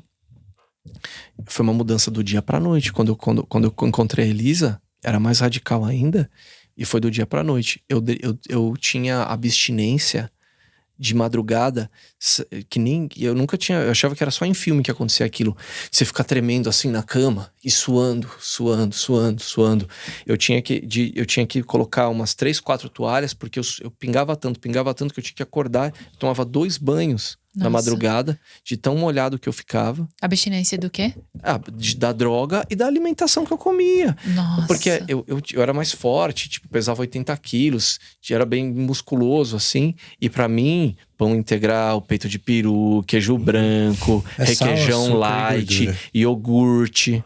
Nossa. Sal, açúcar e gordura. Né? E era o top do top eu achava que eu comia super bem. O peixe que eu comprava no mercado cheio de metal pesado. Uhum. Cheio de parasita. A carne cheia de antibiótico e de hormônio. O frango socado de antibiótico e hormônio. Os peixes também, né? Porque eles são criados no cativeiro e na ração. Tem não só corante, como tem hormônio, como tem antibióticos. O bicho fica doente. Eles não podem perder. Uhum. É gasto, né? Sim. Radical. E os amidos, assim, os grãos, qual que era a explicação A também? explicação é a questão do amido dos grãos é o muco. Acaba acumulando muito muco no teu corpo. Tanto que eu nunca mais tive muco na minha vida. Uau. Eu não uso desodorante há 6 anos. Nossa. Eu não uso desodorante, velho. É insano você pensar que o seu corpo realmente o que ele tá eliminando e aquele cheiro são as toxinas mesmo. Uhum. Olha o indicativo importante aí. A gente acha que é comum, mas eu comecei a achar estranho. Eu perguntei pra Elisa, eu falei, Elisa, eu não tô soltando o cheiro. Ela falou assim, fica tranquila, é normal, seu corpo já tá num processo de desintoxicação enorme. E aí, legal. olha, aí a gente vê, aí os médicos começaram num período do meu tratamento, a minha saúde celular tava num nível tão alto que era equivalente ao de um recém-nascido, que é o único momento da nossa vida onde a saúde celular tinha aqueles valores que estavam a minha. Que são os telômeros. Você renovou suas células. Sim. A nível de DNA. Que são os Caramba. telômeros. E aí eles começaram a entrar num embate e falou, esses números a gente nunca viu em nenhum paciente. Será que tá dando alguma coisa errada? E ele pode estar tendo uma recidiva tumoral. E os números estão ficando completamente mascarados. Aí veio o Dr. Paulo, sábio, que cuida de mim até hoje, um grande irmão, um grande amigo e outro cara que eu vejo ali, sabe? É uma outra perspectiva que eles têm. Eles entram pra curar. Uhum. Ele entra pra curar. E aí quando ele não consegue ter um resultado esperado, ele fica assim, obstinado em curar o cara. E ele cura.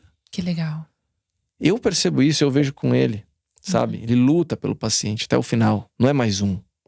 Uhum. É uma parada dele. Ele tem toda uma sensibilidade. Depois contou uma história aqui muito foda dele. Esse dos telômeros, né?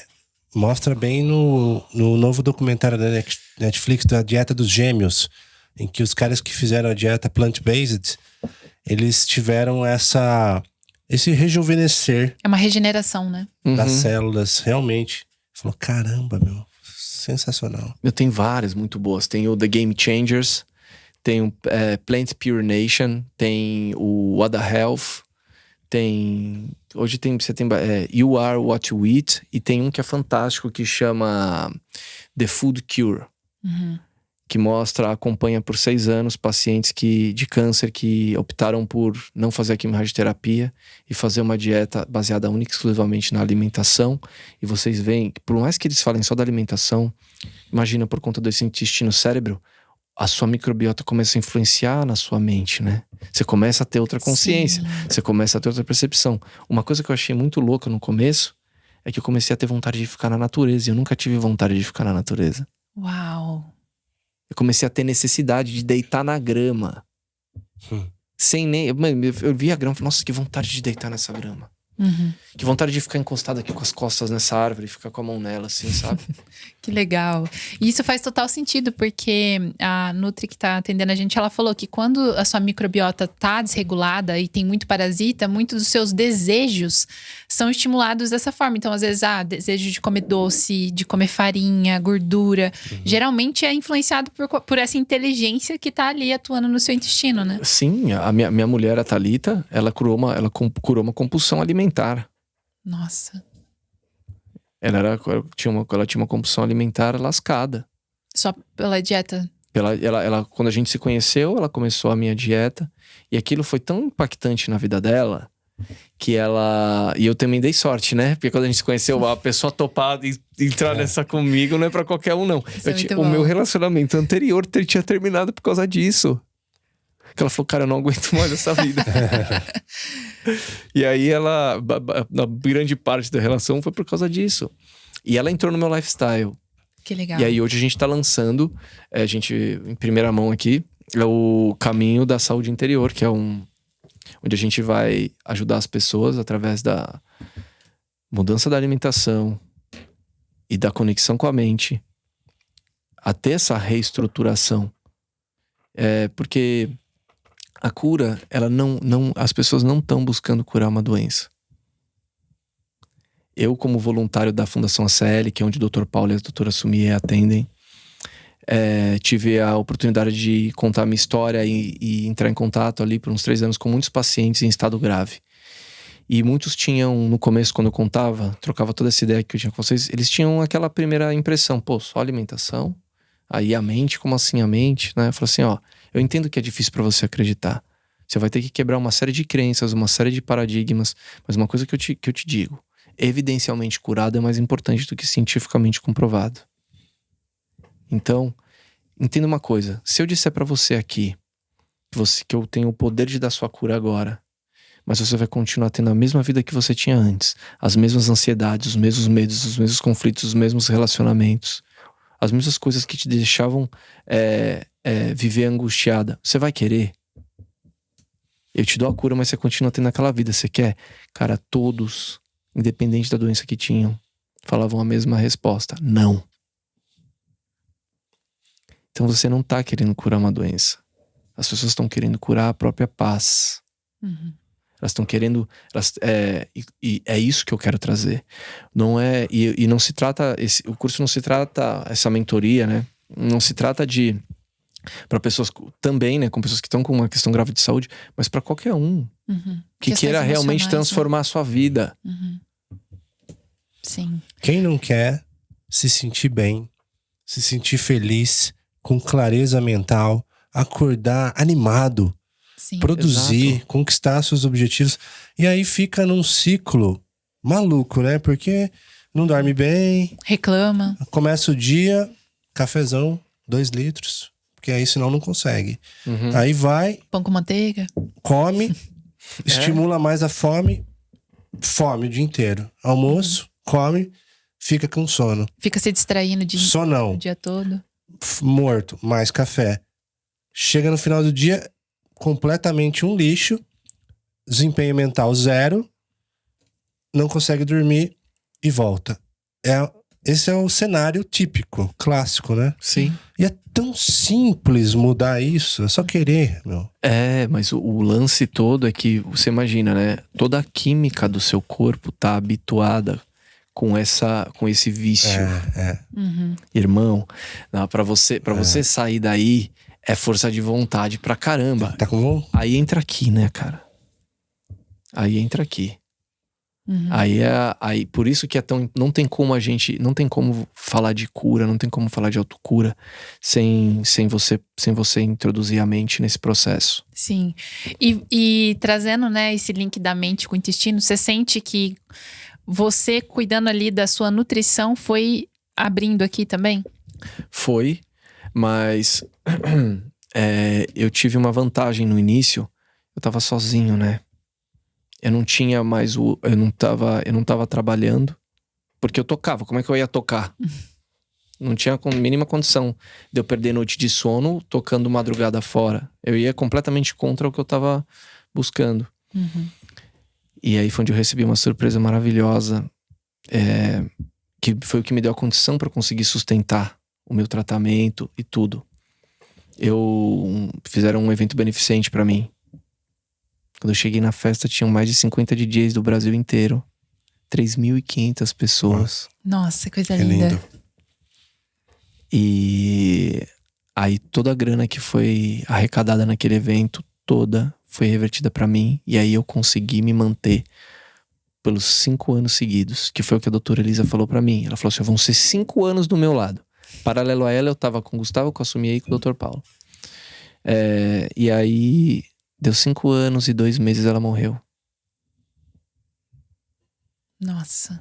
5 anos e 2 meses ela morreu. Eu fui a pessoa que mais ficou perto dela, aprendendo tudo que ela fazia, tudo como ela tratava, como ela falava com os pacientes, o que ela prescrevia. E Todas hoje as você tem dúvidas. todo esse know-how pra transmitir pra galera. Com E certeza, tá o combinando legado nesse dela. servir agora. Com certeza. Livro e a mentoria. O que mais tá rolando? Então, eu tô com o livro, tô com a mentoria. E eu tô agora produzindo. Eu quero começar a produzir algumas meditações. Porque eu conheci o trabalho do Dr. Joe Dispenza. Sim. Nossa, Maravilhoso. sou apaixonado. Aí, meu amigo, quando eu li ali o Como Se Tornar Sobrenatural, inclusive tem um grande amigo, Davis, que foi quem me reativou ao Dr. Joe Dispenza, né? Ele já era um aluno avançado. E aí ele me ajudou bastante a encurtar alguns caminhos. E me apresentou algumas pessoas também que me ajudaram a encurtar alguns caminhos. E aí eu comecei a fazer as meditações. Olha o que aconteceu, cara. Comecei a fazer as meditações do Dr. Joe Dispenza porque eu falei assim, eu preciso regenerar minha calota craniana. É outro processo que eu vivi, né? Passou o câncer, aí beleza, veio esse lance na minha calota craniana. Foram 9 cirurgias tentando... toda hora um ponto abria, porque ali quando leva radiação, fica muito... A pele, ela fica muito fina, é uma pele que tem pouca vascularização, não tem uma capacidade de regeneração como qualquer outro lugar do corpo. Por isso que o cabelo, quando o cabelo cresce, ele é mais fininho, não cresce tanto cabelo, é opaco. O que tá ali? Ali a nutrição não chega naquele lugar. Porque se chegasse, crescia tudo direitinho. Os minerais, né, principalmente. E aí, quando chegou na 9ª cirurgia, eu falei assim, eu não sei mais o que fazer. Aí veio na hora pra mim o Dr. Joe Dispenza na cabeça. Eu falei, cara, o que eu tenho que aprender com isso? Meu Deus. Aí veio pra mim, eu até falei pra minha mulher, eu falei, cara, veio tão claro assim pra mim, seu caminho não é mais esse. Seu caminho agora é pela mente. Eu falei, pô, se o Joe Dispenza conseguiu reconstruir a coluna pela mente. Se eu conheci uma mulher no retiro que eu fui pra Cancún, fiquei 7 dias com o cara, depois dei continuidade no curso, agora em Dallas, e finalizei o Advanced dele. Lá eu conheci uma mulher que regenerou a tireoide. Nossa. Ela tirou a tireoide por causa de um câncer que ela teve na tireoide. E ela regenerou a tireoide. E assim, a tireoide dela cresceu de novo. Uau. Aí eu falei, cara, então a regenerar a calota craniana é possível. Comecei, e aí, antes de ir pro retiro, eu já estava fazendo as meditações. Já estava fazendo e estudando muito, me aprofundando mais ainda. Porque eu tinha conhecido lá atrás, quando eu assisti o Heal, mas a única coisa que eu sentia, que eu falei assim, bom, se a intenção aliada a uma forte emoção que faz com que o meu campo eletromagnético atraia novas realidades, eu vou fechar meu olho, vou elevar minha emoção com uma música que vai me ajudar a elevar a emoção. E eu fechava o olho, assim, toda manhã, naquela época lá atrás, e via, assim, meus médicos me abraçando, me parabenizando pela minha cura, minha família fazendo uma mega festa, todos os meus brothers. E era uma música que chamava Internal Flight, do Stastone. Tem 1 hora a música. Você conhece o Stastone? Não. Conheço. Vocês têm que ouvir isso. Vamos ouvir. Cara, o cara é de outro... ele realmente canaliza uma parada e ele toca um violão que vocês não têm ideia. E o cara é da força. Uhum. E aí eu escutava essa música e o nome já era forte, né? Internal Flight, né? Voo interno. E aí, beleza, eu via tudo isso e tal. E esse foi o meu primeiro contato. Era ainda raso, mas consegui cumprir bem o papel dele. O grande lance é você manter isso depois da meditação. Porque se você quebra esse estado, você volta a emitir o campo eletromagnético de antes. Sim. Né? Então, aí voltei, corte no tempo, né? Vamos lá pra frente. Enquanto fala, o meu caminho é pela mente, então quem vai me ajudar pela mente? O único cara que eu sei que tem resultado é o Joe Dispenza. Vou no Joe Dispenza. Comecei a fazer. Fui ver meu médico. Ele olhou pra mim e falou assim: Oswaldo, ô Júnior, sua calota não tava assim. O que você fez? Você colocou enxerto na cirurgia? Aí eu falei, foi o primeiro indicativo de que eu tava tendo resultado. Porque em casa, o que eu falei? Se eu não posso quebrar o campo, se eu me ver no espelho, eu vou ver que eu não tô com a calota. Inconscientemente eu sei que eu vou falar, puta, não tá dando resultado. Sim, vai te sabotar. Eu tampei todos os espelhos da minha casa. E aí eu não via a minha cara. Boa estratégia. Aí eu tampei todos os espelhos, eu só fazia. Quem me deu a primeira notícia foi meu médico. Aí beleza, a segunda veio pela minha mãe. Fui almoçar com a minha mãe, tava com a minha esposa, minha filha. Ela olhou pra minha cabeça. Começou a chorar, filho, tá crescendo, o que aconteceu? Não sei o que, eu falei assim, mãe, deixa eu te falar o que tá acontecendo. Não só isso, essa técnica que eles aplicam, que o Paulo, que eles utilizam para dar o diagnóstico e prescrever o homeopático e o suplemento correto para conseguir rebalancear tudo que tá acontecendo dentro do seu corpo, porque o problema não é a doença, o problema são todas as outras coisas que estão impedindo que seu corpo consiga atuar com total força para excluir o problema que tá. O maior problema que você tem, no caso, um câncer. Mas aí você tá lá dentro, você tem uma série de vírus, uma série de contaminantes, tá todo intoxicado com metal pesado. O corpo ele fica distribuindo energia para todo lado, tentando dar conta de tudo. E aí, nessa técnica, ele vai passo a passo, milímetro a milímetro lá. Ele vai no teu campo pela biorressonância do teu corpo, ele entra em contato, o medicamento na mão dele, ele sabe se o seu corpo precisa ou não, em qual quantidade. Perfeito, biorressonância. A mais intoxica, a menos não faz efeito. Então ele tem que te deixar o corpo na condição ideal. Aí ele vai te balizando, tal. Desde que eu comecei com eles em 2017, eu tomo uma série de homeopáticos e suplementos a vida inteira, 3 vezes ao dia. Comecei a fazer o trabalho com a meditação, eu aprendi a técnica com eles. E eu, em casa mesmo, comecei a me checar, me dosar todos os dias para ver qual era a dose exata de cada dia. Beleza. Depois não tá passando isso aqui, não tá passando isso aqui, meu corpo não tá querendo, então meu corpo não tava querendo nenhum, liguei pra ele e falei, Paulo, tá tendo um problema aqui. Meu corpo não tá aceitando mais nada. Passa aqui. Aí eu passei lá, não tá mesmo. Mandei um e-mail pra Encephalon, que é a empresa do Joe Dispenza lá. Foi no site, mandei e-mail e falou, tá acontecendo isso com o meu corpo desde que comecei a fazer meditação. Eu falei assim, sim, o corpo começa a produzir sozinho tudo que está em falta. Que maravilha. Nossa. Vitamina D, ômega 3. Aí ele fala, o seu sistema nervoso é a maior farmácia que existe. Nossa. É isso. Ele falou, não tá acontecendo nada de errado. Não. Pelo contrário. Pelo contrário, você tá atingindo as meditações e o estado de coerência que você mantém ao longo do dia estão fazendo com que o seu corpo já automaticamente produza tudo que tá em falta. Ontem mesmo me veio, porque esses dias veio esse insight pra gente, né? De que o nosso corpo, ele é como se fosse um instrumento. E quando ele tá desafinado, ele vai manifestar, né, uma vibração que não tá harmônica. Então, quanto mais a gente afina esse instrumento, mais vai manifestar uma vibração harmônica para o universo e mais você vai receber, né, saúde, tudo que você tá emanando. E aí veio, a nossa vibração é a nossa medicina. E é exatamente isso que você tá falando, né? Porque se a gente ficar cada vez mais atento nessas emissões que estão sendo transmitidas, né? E como que a gente fica atento? É limpando. Tem que limpar primeiro. Sim. E a mente também a mente também precisa ser limpa. A gente tá dando bastante ênfase para alimentação, mas a sua mente também interfere na microbiota. Uau. A coerência, isso que você falou da coerência, né? Tem que estar tudo... Por isso que o próprio Joe fala, a coerência é a coerência entre o cérebro, ele fala o coração, mas eu falo do intestino também. Porque ele tem pesquisas lá que mostram que as pessoas que, depois de 7 dias do retiro dele, fizeram uma alteração positiva, todas na microbiota. Uhum. E são os 3 centros de inteligência maiores do nosso corpo, né? Sim. São. Uau. São. Então aí você entra. O que é a autocura, né? A autocura é a eliminação daquilo, de tudo o que não favorece a sua cura. Então, se os seus pensamentos... O que a gente precisa ver, né? Isso foi uma outra coisa que eu fiz também. O que eu preciso ver para manter a minha mente coerente? Primeiro de tudo, eu quero só saber de história de gente que se curou. Não quero saber de nenhuma outra história de alguém que fez... o médico ficou vivo há 20 anos. Vê aqui o livro. Eu falei, cara, não quero ser grosseiro, mas assim, ele morreu de câncer. Morreu, então não quero ver. Então pra mim não me interessa. Alguma coisa tá errada. Uhum. Aí, nutri com todos os testemunhos. Cara, eu me viciei nisso. E é viciante você ver, né, as histórias de remissão.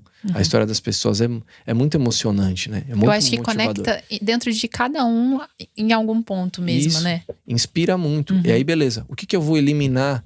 Que, cara, faz sempre eu sentir inveja. O que eu vou eliminar? Que faz sempre eu querer ser competitivo. O que eu vou... Você tem que fazer uma limpeza radical. Eu comecei a cortar um monte de gente, assim. Aí eu falei, eu não vou entrar mais... fiquei durante todos os primeiros 2 anos sem usar meu telefone. Sem entrar no telefone. Só respondi o WhatsApp. Não postava coisa em rede social. Saí do Facebook, saí do Instagram. Não entrava nas minhas redes sociais. E foquei minha mente só nisso. E aí... Por quê? Porque eu sabia que eu tinha uma longa estrada. A gente tá falando da mente, né? O corpo, ele vem. A mente é mais complicada. É uma transformação. É uma transformação. E eu sabia que eu tinha uma longa estrada pela frente e que eu tinha que me blindar. Porque eu tinha que preservar a minha vida. Eu não sabia quando ia voltar, né? E aí, aos poucos, eu fui vendo. Fui ganhando mais confiança quando eu vi minha telomerase. Quando eu vi eles falando assim, Osvaldo, os parâmetros que você tá mostrando aqui, tanto tumorais... quanto inflamatórios, quanto da sua saúde celular e o seu nível de toxicidade extremamente baixo é de um ser humano que a gente nem viu ainda. É acima da média normal. Que demais. É acima da média normal. Então, entra aquela coisa. Se você não dá a condição, se você não dá condição para que nada aconteça, não tem como um câncer existir. Não tem como nenhuma doença existir. É isso. Isso não existe. A doença não é uma coisa predestinada a acontecer. A epigenética já provou isso, né? Você não é refém dos genes que você está herdando da sua família. Você é refém dos comportamentos que você está herdando da sua família. Porque é uma história dos gêmeos. Sim. Tem a história dos gêmeos. Por que são gêmeos idênticos? Por que um teve câncer e o outro não? Olha o estilo de vida do cara, olha o que o cara come, né? E se fosse agora, assim, pra você dar uma dica, eu entendo que o caminho é muito mais de limpar do que de colocar coisas, né? Se fosse pra você dar algumas dicas, assim, por onde o pessoal pode começar pra ter uma boa qualidade de vida? Às vezes não tem uma situação de uma doença grave, terminal, mas tá buscando melhorar. O que ela deveria eliminar totalmente? Assim, ela deveria... ela deveria olhar para tudo que tá em volta dela e aparar as arestas de tudo que tem tóxico, de tudo que tem toxicidade. Esse shampoo, esse sabonete, essa maquiagem que eu passo, esse desodorante. Quando você vê, você tá jogando metal pesado no teu corpo, tá jogando tudo quanto é químico que tá sendo absorvido pela tua pele e se acumulando no teu corpo. Aí depois vamos passar para os alimentos. Só alimentos orgânicos. Só alimentos orgânicos. Eu sei que é difícil, mas assim, se eu pudesse dar uma dica, frutas, legumes e vegetais, uma dieta à base de plantas. Inclusive, hoje, tem uma pessoa que além da nossa mentoria, que a pessoa pode ter como para ela poder encurtar o caminho, existe um cara que chama Dr. Coraça. Não sei se vocês conhecem. Ele é o médico que mais se aproxima do que das teorias da doutora Elisa, das práticas da doutora Elisa. Ele é crudívero, né? Ele era, né? Eu não sei se ele é só crudívero. Ele também tem uma coisa que o aquecimento da comida, se você aquece muito, você vai perder as enzimas, né? Que é o mais importante, até quase, né? Uma das coisas mais importantes. Então você amorna ela, né? Você deixa ela comestível. Você não vai comer uma abóbora crua, né? Mas se você viu ali que a textura já tá num nível decente para comer, já para, não precisa. Você vai preservar os nutrientes. Que legal. E aí, eu acho que o número 1, assim, é a mente dela. Ela tem em volta dela não só essa vontade, mas se conectar o tempo inteiro com as informações que vão fortalecer isso na cabeça dela, com as informações que vão permitir com que a rotina dela, porque você imagina, você tá completamente, seu corpo tá quimicamente habituado a uma série de emoções e uma série de alimentos. É muito difícil. Então, se você consegue manter na sua mente pelo menos a informação de que aquilo é possível, que nem eu falei pra você, se basear sempre no... Vamos supor, um exemplo que eu vou dar. Pega os vídeos do Dr. Joe Dispenza, as palestras que tem.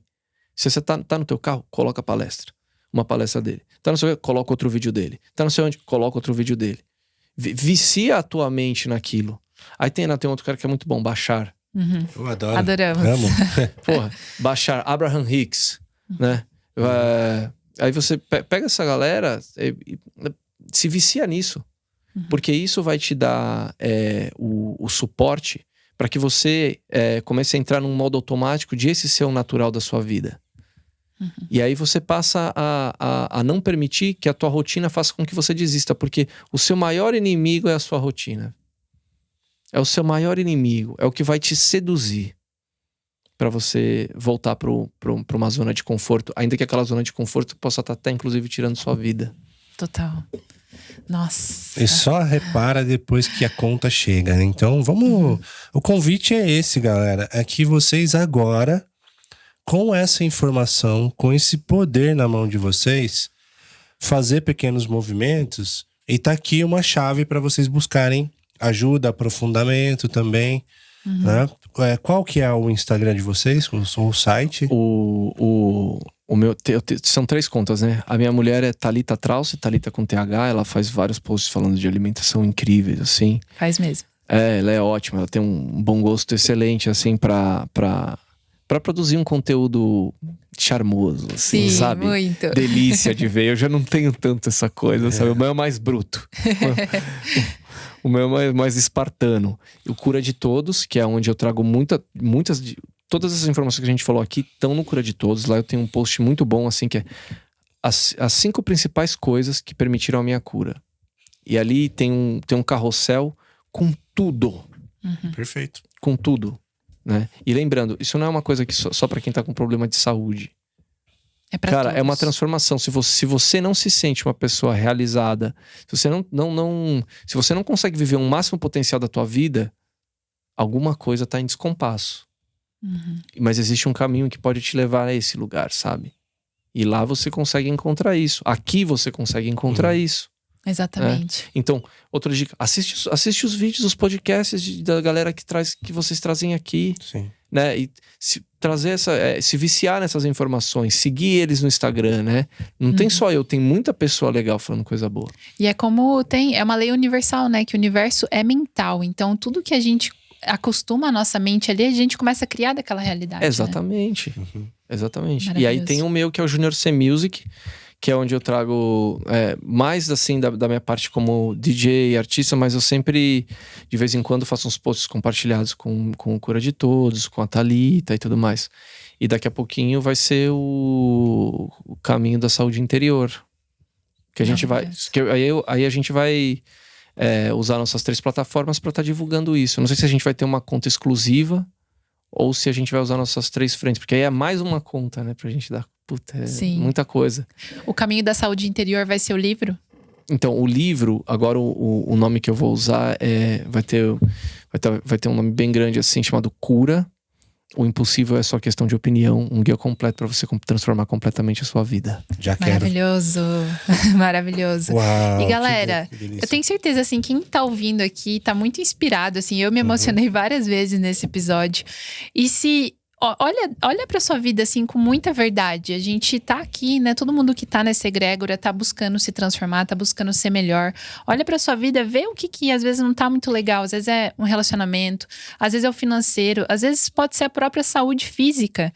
E olha com verdade, vê o que você precisa fazer de movimento. Esse episódio, ele é pra te inspirar a fazer o movimento, Sim. a fazer a escolha em direção à vida, né? Que se todos nós acreditamos numa cura, então a gente tá caminhando em direção à vida, né? Estamos aqui para te auxiliar. Temos o nosso grupo VIP no WhatsApp, temos nosso Instagram. Então vamos trocar ideia. Se você quiser saber mais, a gente faz as pontes. Não, eu quero falar com o Júnior e tal. Sim. A gente passa o contato. Onde que Demorou. pega orgânico aqui em São Paulo? Ele me passou vários lugares.